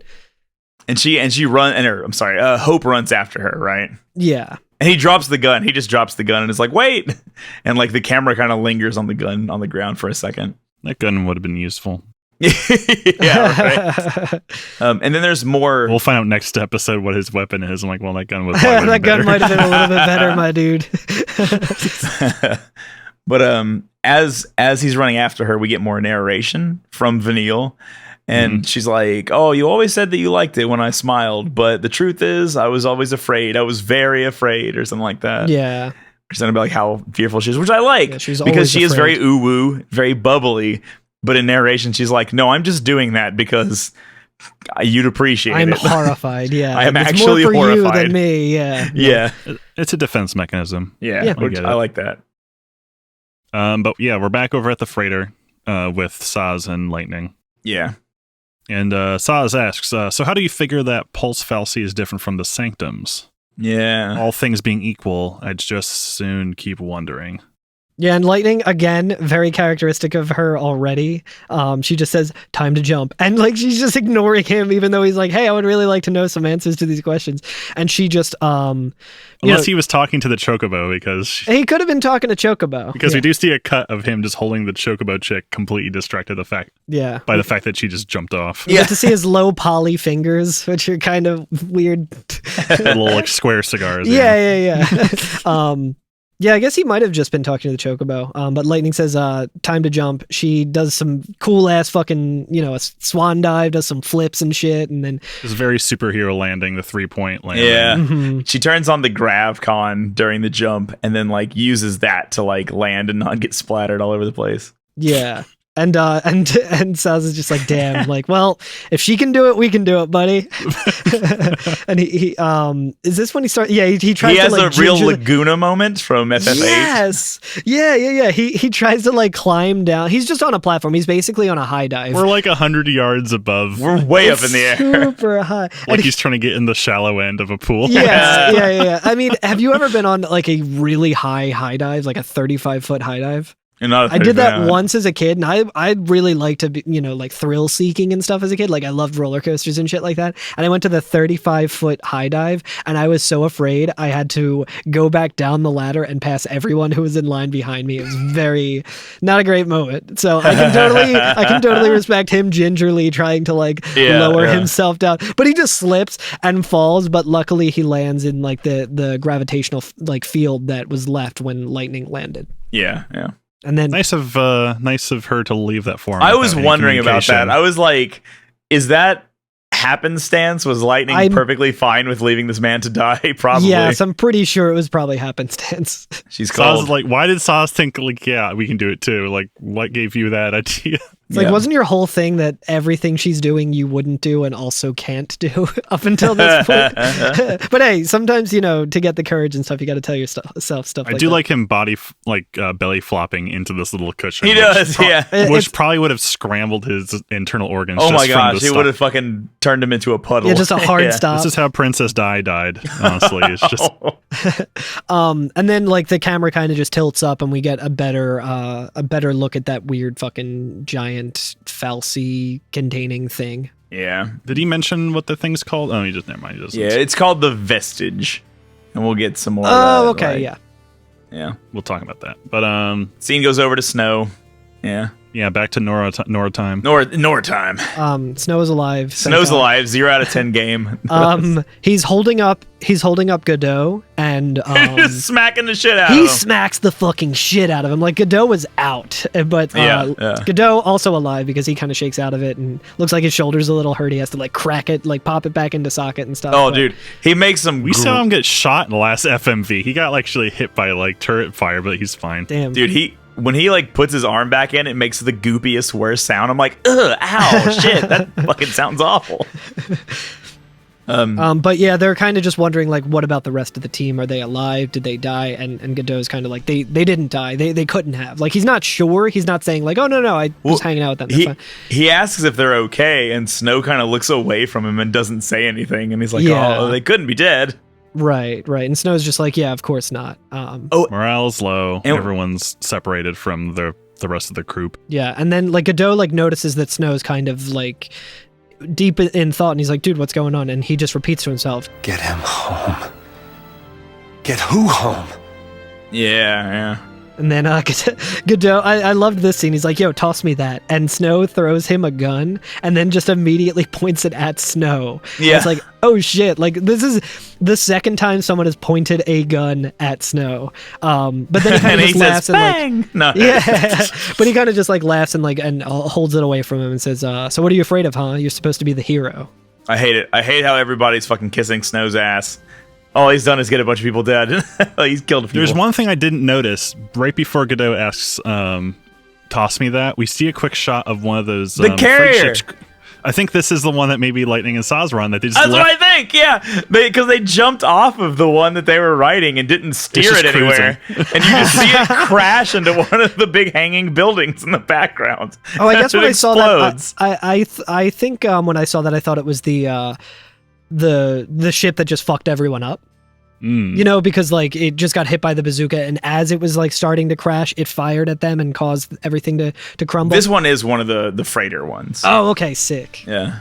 I didn't notice. It's a cool little detail I like, almost missed. Like, oh hey, like nice continuity. This is one of the things that I've played the game a million times and never even noticed that one of the little freighter guys crashes in the background. I was like, oh, that was the one they were just on. Yeah. That's amazing. I love this kind of marrying the different events, concurrent events, kind of. Yeah. You see things influencing each other without them actually having met each other yet. Yeah, we can also see in the background a floating orb that I guess is a treasure chest that we can grab. Yeah.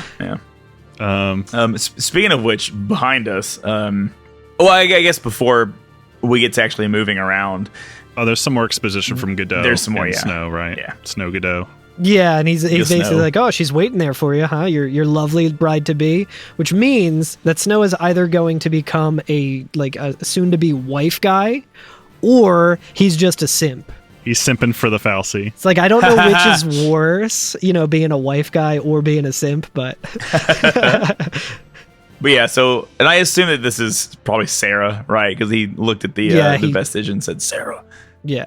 Either that or the mom was named Sarah was the thing that I was thinking, but then I was like, well, he didn't really know the mom. He doesn't know who she's talking about. Oh, true. So, yeah, probably makes sense that he was, talking about the vestige or whatever. So we see some cool bikes zip by. We do, and he's like, that's our way out of here. That's our ticket. So we're gonna go steal these bikes, these air bikes, right?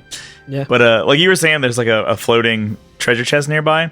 If you walk behind you and try to go like exploring and get some treasure or whatever, there's just a dude who's been completely like crushed in half by all the falling debris, and I was like, that's goddamn brutal. Like that is mean as shit. Yeah, there's a lot of bodies around. There's so many bodies. And like, I was gonna say, earlier in the episode you were saying that like there's so much detail around us. Like you can look out into the hanging edge and see all this crazy stuff. The amount of like fires and shit and like bodies increases as the stage goes on. I was kind of keeping like a mental note of that, and I was like, damn, it does look worse every couple seconds. Yeah, it just adds to the kind of, even though we don't really know what's happening too much, it feels very dynamic and alive. Yeah. The world, not the people. Yeah. What we can get from that chest orb thing is the power circle, which is another coat. Another coat. We got ourselves a new coat. Yeah, he has a little. It's a different design. It does look like kind of a. There's actually. I noticed like a lot of the aesthetics in both like Vanille and Snow and other characters almost have kind of a Native American kind of aesthetic. Like it looks almost like a dream catcher on his back now instead of a wolf or a bear. We actually didn't really talk about Vanille's outfit very much, did we? Yeah, it's very beady. I'm sure we can probably talk about it a little more next episode. Oh, as yeah, well, true. Since we're gonna have spend a lot of time with our next episode. That's a good point. One thing I don't know if we mentioned this though, but when you go to the equipment, there is a cool little cinematic that plays where you see like your character like do a dramatic look or something, and it's so good. The menus in this game are very nice. Yeah, they look really nice. The font is nice. It's a good interface, but then also like you go to equip something for Lightning, and she just does a cool stare off to the side while like holding her cool gun. Like, I love it. It's so good. It's like a 70s sitcom where everyone turns towards the camera and does a little freeze frame with like, their credit. Starring. It really is. Final Fantasy XIII was filmed in front of a live studio audience. Everywhere. But the power circle just increases strength. So versus the wild bear, which does magic and strength, this is just straight up magic. So I equipped that. I like the Unga Bunga builds usually. So sure, going for more attack. So we go through a couple battles trying to get to the end of this. There's a really funny scene where Godot is like, here we go, let's go. And he just like charges. And if you stop and you don't move and you just let him charge, he just runs through all the enemies into the next area. And I was like, you didn't do anything. I actually backtracked. Yeah. He was just still there. Yeah, he doesn't come back with you. But he's like, I'm ready. And he screams and just runs by everybody. I love games where like your companions are completely invisible to enemies. The enemies don't see him; they just let him go. This happens a lot in like stealth games, even like freaking modern games like Last of Us, where you have someone else with you, and like enemies just don't see them. The AI is tweaked so perfectly for like the character that it's there that they just don't even think of anyone else. Don't bother. It would be just really annoying if you had to like babysit these other characters. Yeah, for sure. Yeah. But or if like them running into a character started an encounter, that would fucking suck. Ruin speedruns. Like you know what everyone loves? Escort missions. Oof. In this, all of the NPCs we're the fucking stupid NPC that's on the escort mission where it's our party members are like, God, fucking stop turning backwards. There's no chest back there, you idiot. Stop looking at the cool green shit in the distance. Speaking of details, I wanted to drop some things in the chat. I started translating some of the signages in the area. Like there's a red sign, a banner that says warning 404 on it. Okay. Oh, that's pretty funny. There's some that's complete gibberish. Like this one says Cumfoot. I don't think that is gibberish, actually. I think that is an very intentionally niche, Cumfoot. an expensive niche interest on the internet. Physical vom. Except it's spelled physical wrong. Oh, it is. It's physical. Sizical. Yeah, that's the physical version from Golden Sun is the physical.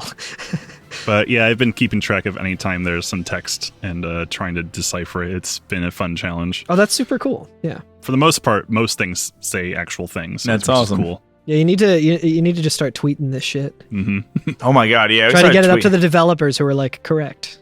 But we finally sneak up, I guess, on these cyclists, and I love this is the very preemptive strike moment for Nora where for Godot like, where it's right, effective. On my mark. Yeah, on my mark, and he does 3, 2, 1, and then points forward, and then like Godot and runs Godot out. just runs out screaming with his gun blasting and takes down 2 of them. So then we only have to fight 3 of them. Yeah. Oh, you know what? This would be a good time to say. I will say this too, real quick. This becomes more prevalent as we go through and we get more different types of enemies and there's more strategies and stuff. But I like the way all these levels work, and we're already getting a taste of this right now, is that every area, every chapter of the game will have like maybe up to like 10 different enemy types or so. And the progression of difficulty as we go through the areas, because the areas themselves progress in difficulty. It's not just that they level up or they bring in new enemies. A lot of times it'll be the same ones, but they do different sets of them, right? And that's kind of the challenge as we go through. So like this one, not so much, but we're already kind of seeing it where like the first several battles are like 2 soldiers, maybe 3 soldiers, then like 2 soldiers and a dog. What if it was 1 soldier and 2 dogs? And then like we get every permutation of the different sets of enemies, and this becomes like a big deal starting in chapter 2 onwards. Is that's kind of how it builds difficulty, is that it introduces all these little pieces in single enemy encounters, double enemy encounters, and then at the end of the area it's like, oh, remember how you had this one enemy who could like increase attack, but it wasn't very strong? Well, now it's with a behemoth and it increases behemoth's attack, and you're like, that's the 2 worst things to fight at once. How am I supposed to deal with that? Yeah, or it's kind of like, oh, well, these enemies that would normally just kind of group together, making them easy to like do a like a blitz type of attack, like an area attack. Like now they're kind of scattering a little more. Yeah, so exactly. You have to think about the battles differently, even though it's the same enemies. It's a completely different experience. Right. Yeah, like during this section while we're fighting with Snow, we actually fight 2 of the jetpack ones with like 3 soldiers as well. And like I love using hand grenade, but if you use hand grenade on the jetpack guys, they zoom around so fast that a lot of times you just throw it and then nobody's around when the hand grenade explodes and you just do no damage. Yeah, use gravity attacks on them. Yeah, you gotta get a demi. You got float materia in the back. You gotta use the Pokemon attack that grounds them, so you can use that's right. dig on a Pidgey. Oh, sorry, they have levitate, like coughing and wheezing do. Yeah, hell yeah. Shout out to those absolute units. But I guess this fight we just whip through is mostly just a knife fight, because I think mostly there's all enforcers with swords, right? Yeah. Snow brought his fists to a knife fight. But then we can kind of make our way towards the those bikes, and we get another cutscene. But as I was They're running, cool-looking bikes. As I was running towards those bikes, I noticed that off in the distance, just on a piece of debris past them, there's just like a shimmering light that is probably just, you know, like an electrical thing, like firing or something, just a little set dressing. But it blinks in the exact same way as like an item that you would get in like Resident Evil 2, and I'm like, damn, I see. I need to get that small key so that I can, you know, get a Magnum clip. Or in Resident Evil, you're supposed to shoot it and like a key falls. Oh yeah, in. like Resident Evil 4. Hell yeah. These bikes look really cool. They again very Star Wars prequel-y, where it has a really nice kind of purple inside, but you can tell it's by the same guy who did, you know, all the FF10 ships. Yeah, it almost looks like it's a hover cycle, but it has like this kind of spinning, instead of like a helicopter where it keeps you stable using like a back like rudder, a gyroscopic thing almost. Yeah, that kind of helps kind of keep it stable. It's a cool concept. And then Hope or Godot, I can't tell which one, say something that just annoys the shit out of me. You say Hope? I'm sorry, Hope. I mean, Godot or Snow. That's the second time I've done that. They start up the motorcycles, the air cycles. I've just been calling them Halo ghosts. Halo ghosts. / pod races. They do look like Halo. They do. Yeah, they go. Also, Snow's theme starts, which is the cool like butt rock with the cool pinch harmony. Oh yeah, they got Hoobastank to record it. But yeah, they start him up and they make like this little like noise, and he's like, "That's a sad sound. Where's the soul?" And I was like, "Get the fuck out of here! I hate you so much. Like you're one of those people." This doesn't sound anything like my '67 Chevy. Oh my god, this ain't anything like a Ford F-150. But yeah, and like I think it's Godot that says that, because Snow is then in like he's like in a little bit of thought. Yeah, he's still thinking about the mom. Right, and right, he says he's like, "Hey, if you don't know who to save, I guess you just save them all, right? You just protect them all. Yeah, you just protect them all, right?" And Godot's just kind of like, "What are you talking about? It's time to go, right?" You got plenty of time for thinking on the way, hero. That's it, yeah. I kind of love that everyone's kind of given Snow shit for his hero speech. Yeah. It seems like even LeBrow's like, heroes don't need plans, right? Like it kind of seems like they're always just kind of teasing him. Sure. I think, but it's like we like him, but he's kind of a doofus. Yeah.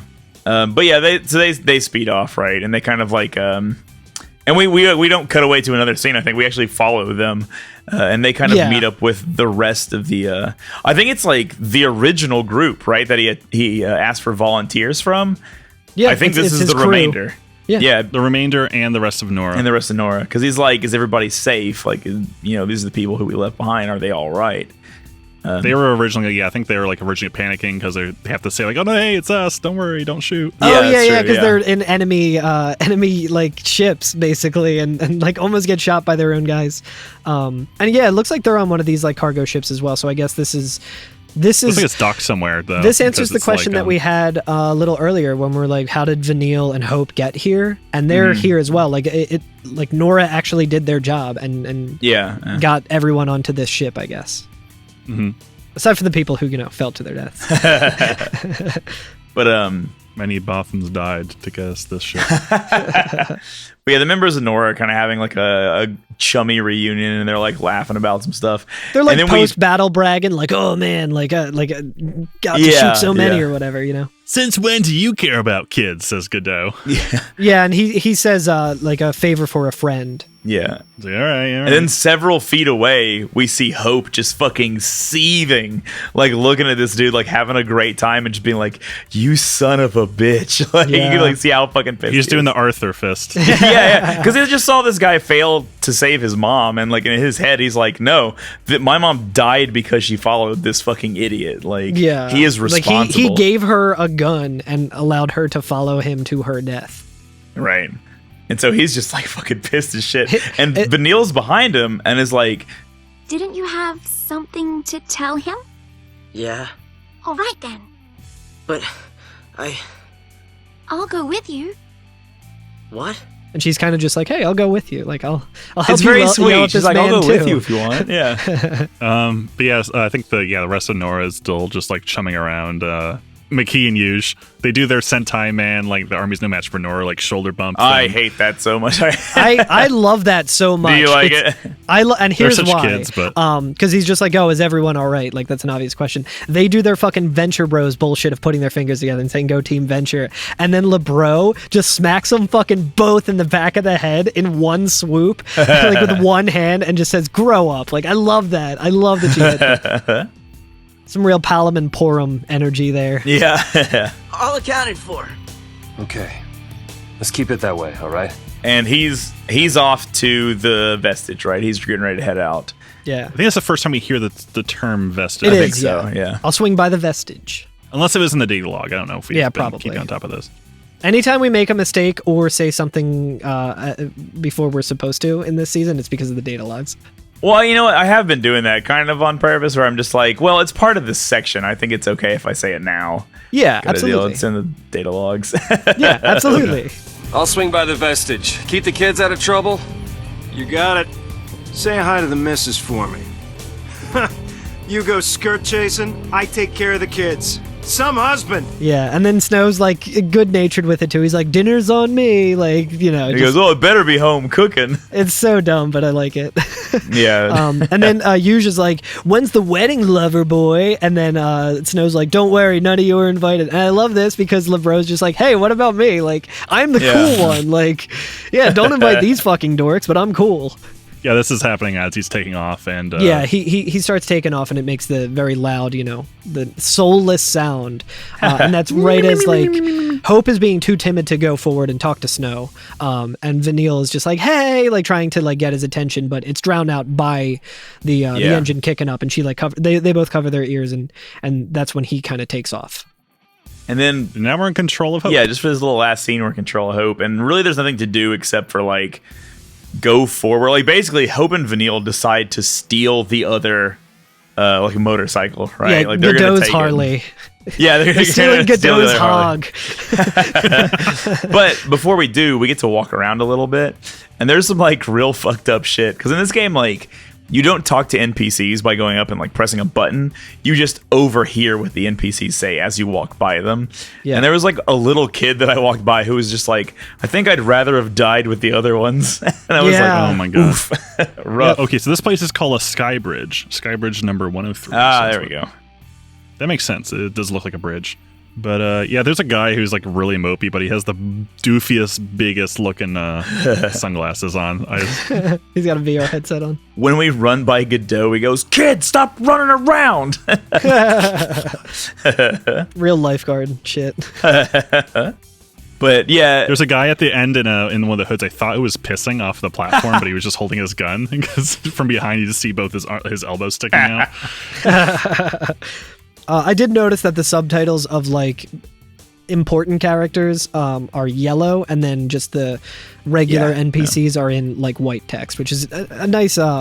It's nice for me, you know, when I'm reviewing. I'm like, oh yes, this. It also does show the little portrait of the character too. Yeah, exactly. I like there was one character who's kind of just standing there with like head hung and just like, I will face my fear. I will face my fear. I was like, yeah, that's some real Dune shit. I was going to say, yeah. The Gamja bar. But yeah, so there's really nothing else to do except for running up to the little motorcycles, right?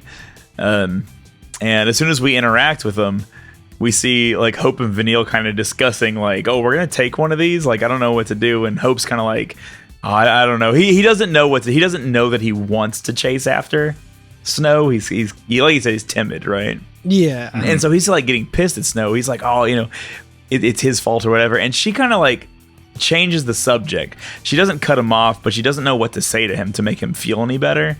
And so she just goes, you know how to fly one of these? Yeah, she's real good at like getting his mind off shit. Right. I do like this about Vanille already, is that we don't really know what her deal is, but she's doing a good job of kind of like taking care of this kid, right? Yeah, she's deflecting, but in a somewhat productive way. She has a. You could kind of read it as manipulation a little bit, but at the same time, it's like it seems like her heart's in the right place, and everything that we've seen of this character so far, she seems trustworthy. Like the game is very much trying to build that around her. Like, oh yeah, this is a trustworthy character. Right. Mm-hmm. And then she asks me if he can fly it? And he's like, yeah, I think so. And he kind of sits in it. And she gets behind him. She like sits in the seat behind him. She pushes him into it and says, "In you go." Yeah, in you go. And he goes, "I can't do this." And she's like, "No, you can do this." Like it was very positive. And she kind of points toward the vestige and goes, "That way." and I think that's when he says, "I can't do this," and she says, "Oh, you can do this." And she puts her arms around him, and he clearly is like incredibly uncomfortable. He like goes, he like shivers. Cooties. Yeah. But yeah, he says something very interesting. Yeah. If we go in there, that thing could make us l'Cie. Yeah. I love l'Cie. And then we see Godot sees them, right? He like notices that they're getting ready to steal the little flying motorcycle, and he's like, "Hey, you, get away from there!" And he starts running after him, and they're like, "Oh shit, now or never!" So he just fucking kicks it on and starts to fly away, right? But he like clearly doesn't have like great control of it yet. He like doesn't. He like knows how to turn it on and fly it, but he doesn't like. Maybe he's never done it before, and it's kind of like wobbling around. And the little like gyroscope that keeps it stable on the back hits one of the cables on the sky bridge and ends up like sending them off into the distance. And like they kind of like fall below sight. And Godot's like, "Oh no," because he like thinks they've like died or something, like have fallen off and crashed the motorcycle. But then they kind of surface up above the sky bridge again, and he's just like, "Hey, get back here! Put that down right now!" And they just damn kids! and they just wordlessly fly off toward the vestige.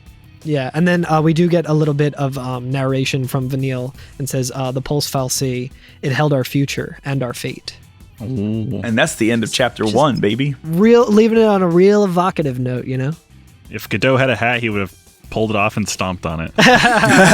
Rolls up his newspaper and throws it. Yo, I love this game. This game's real good. I'm very excited to play more of it and to dive on in. It's been extremely fun. Yeah. All the characters are very likable so far. I like how quick the battles are. Yeah, it's real nice. Yeah. It's nice that the point of the battles is to do it as fast as you can.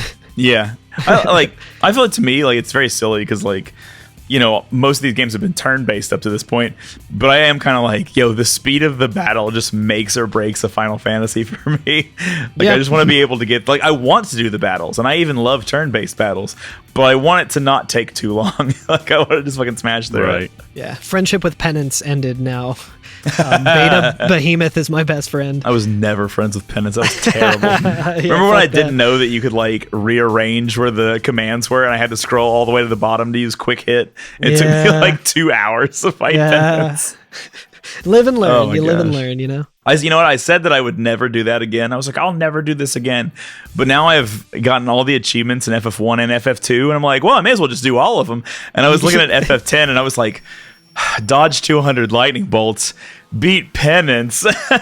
Here's the thing, Curtis. You are contractually obligated to get every achievement. I did say I was going to, like, seasons ago. Yeah. I also want to do that eventually, but I would need to not have a job to be able to dedicate time to that. I would probably do like a whole Twitch thing of like that being a focus of my Twitch. Because like in Final Fantasy VII, I'm pretty sure it's like 10,000 battles or some shit that you have to like win. So with the pixel remasters, they got rid of all the bullshit ones, like the ones that are like impossible. They just got rid of all I'm talking about every version of the game, though. Oh well, then no, I have no idea. I'm gonna do 1 through 6 with the pixel remasters. I think. Nice. So the only one I'm really dreading is a little bit of 10 and 9. 9 is gonna be rough because there's no like remake or anything for it. There's no like remaster, so it's just there is a achievement. Is it the jump rope one? It has the jump rope thing, but it also has kill 10,000 enemies.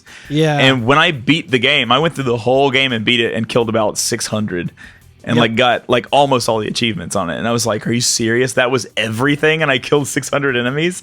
Like to kill 10,000, that's so fucking much. That's literally just like turn your stream into a just chatting stream and just go through and grind and level in areas where they have high encounter, high amounts of enemies in each encounter or something. Speaking of which, would y'all like to drop some links or anything since this is the end of the episode? Yeah, what are we doing next episode? We're just going through the Vestige. Well, let me see, because I spent this week making a little episode guide for us so I could kind of give us a better idea of where we should start and stop.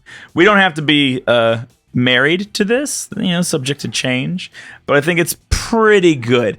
It basically makes chapter 1 the most content we'll ever have to deal with at once. And they're all about that much. So the other episodes should be like just a hair shorter than this one, is kind of how I've been figuring it. So what I think we should do for this next episode is go up until we meet, spoiler, Sarah. And we'll deal with the cutscene where we meet her.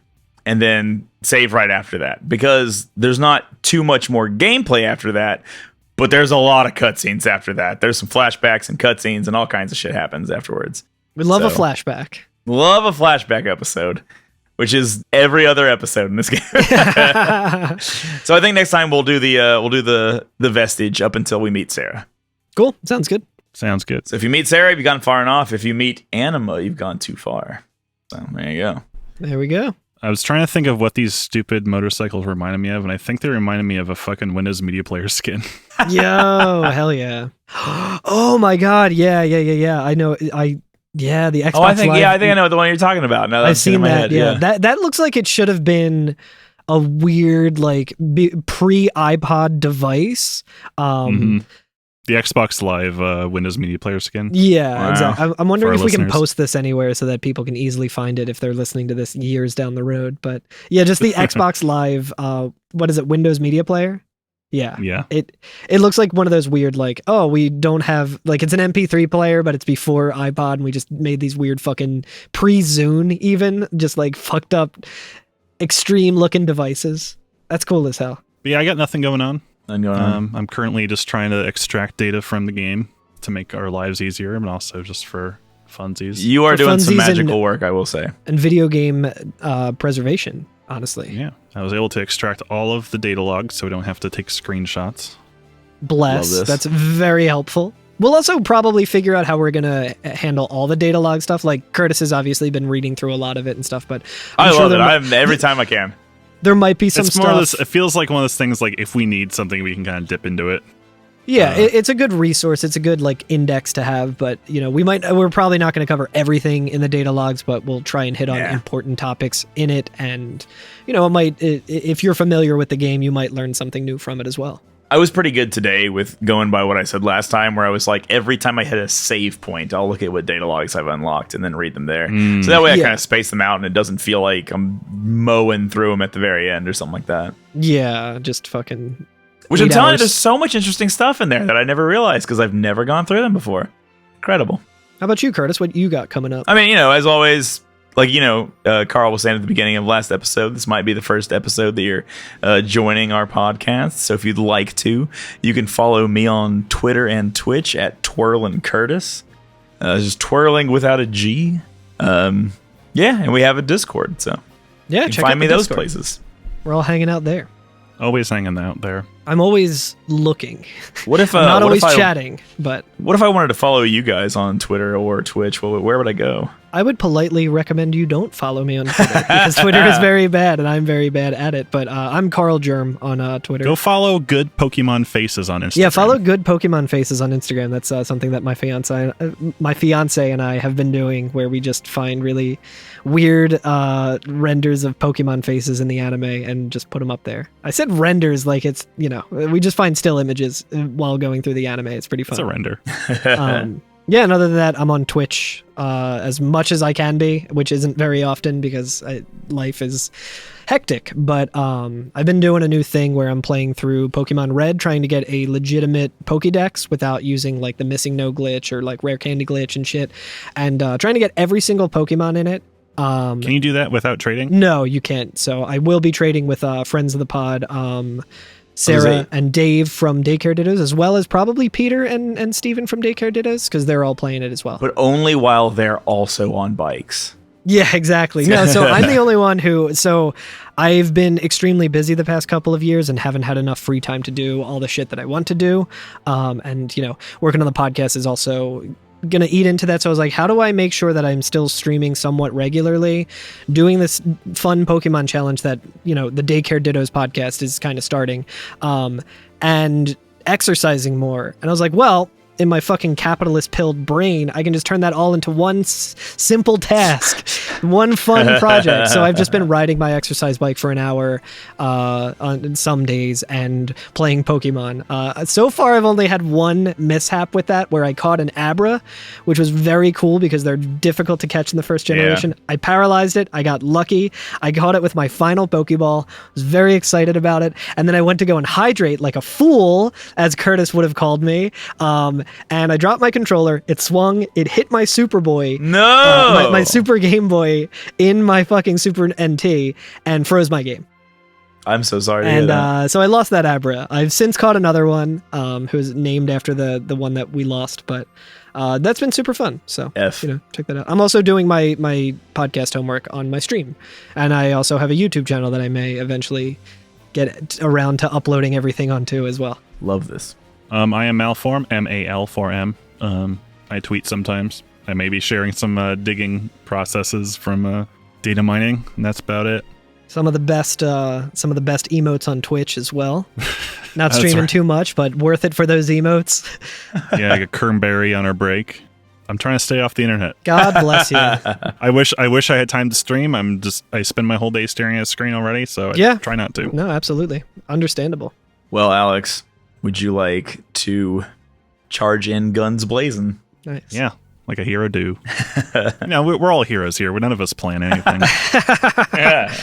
Thank you to Masashi Amauzu for the game music. I did the intro music this season. Nice. It's good. It's very fun. It's very good. That bass tone. Good snappy bass. You can leave us a review and rate us on iTunes or Spotify. You can call us or text us at 530-MATERIA. That's 530-628-3742. You can also find us on YouTube now. I've been trying to keep up to date, but it's a good way to clip or comment on specific episodes or moments because, otherwise you're just leaving weird text into our iTunes reviews, which is also welcome. And important, apparently, for some mystery reason, according to the algorithm. Algorithms. Yeah. You can find us at EveryFNFF on Twitter, Instagram, and join our Discord at any of those. And on behalf of Cocoon citizens, I would like to thank our brave pod pioneers and express our best wishes for a successful podcast. See you next time. Ciao. See you, everyone. Ciao.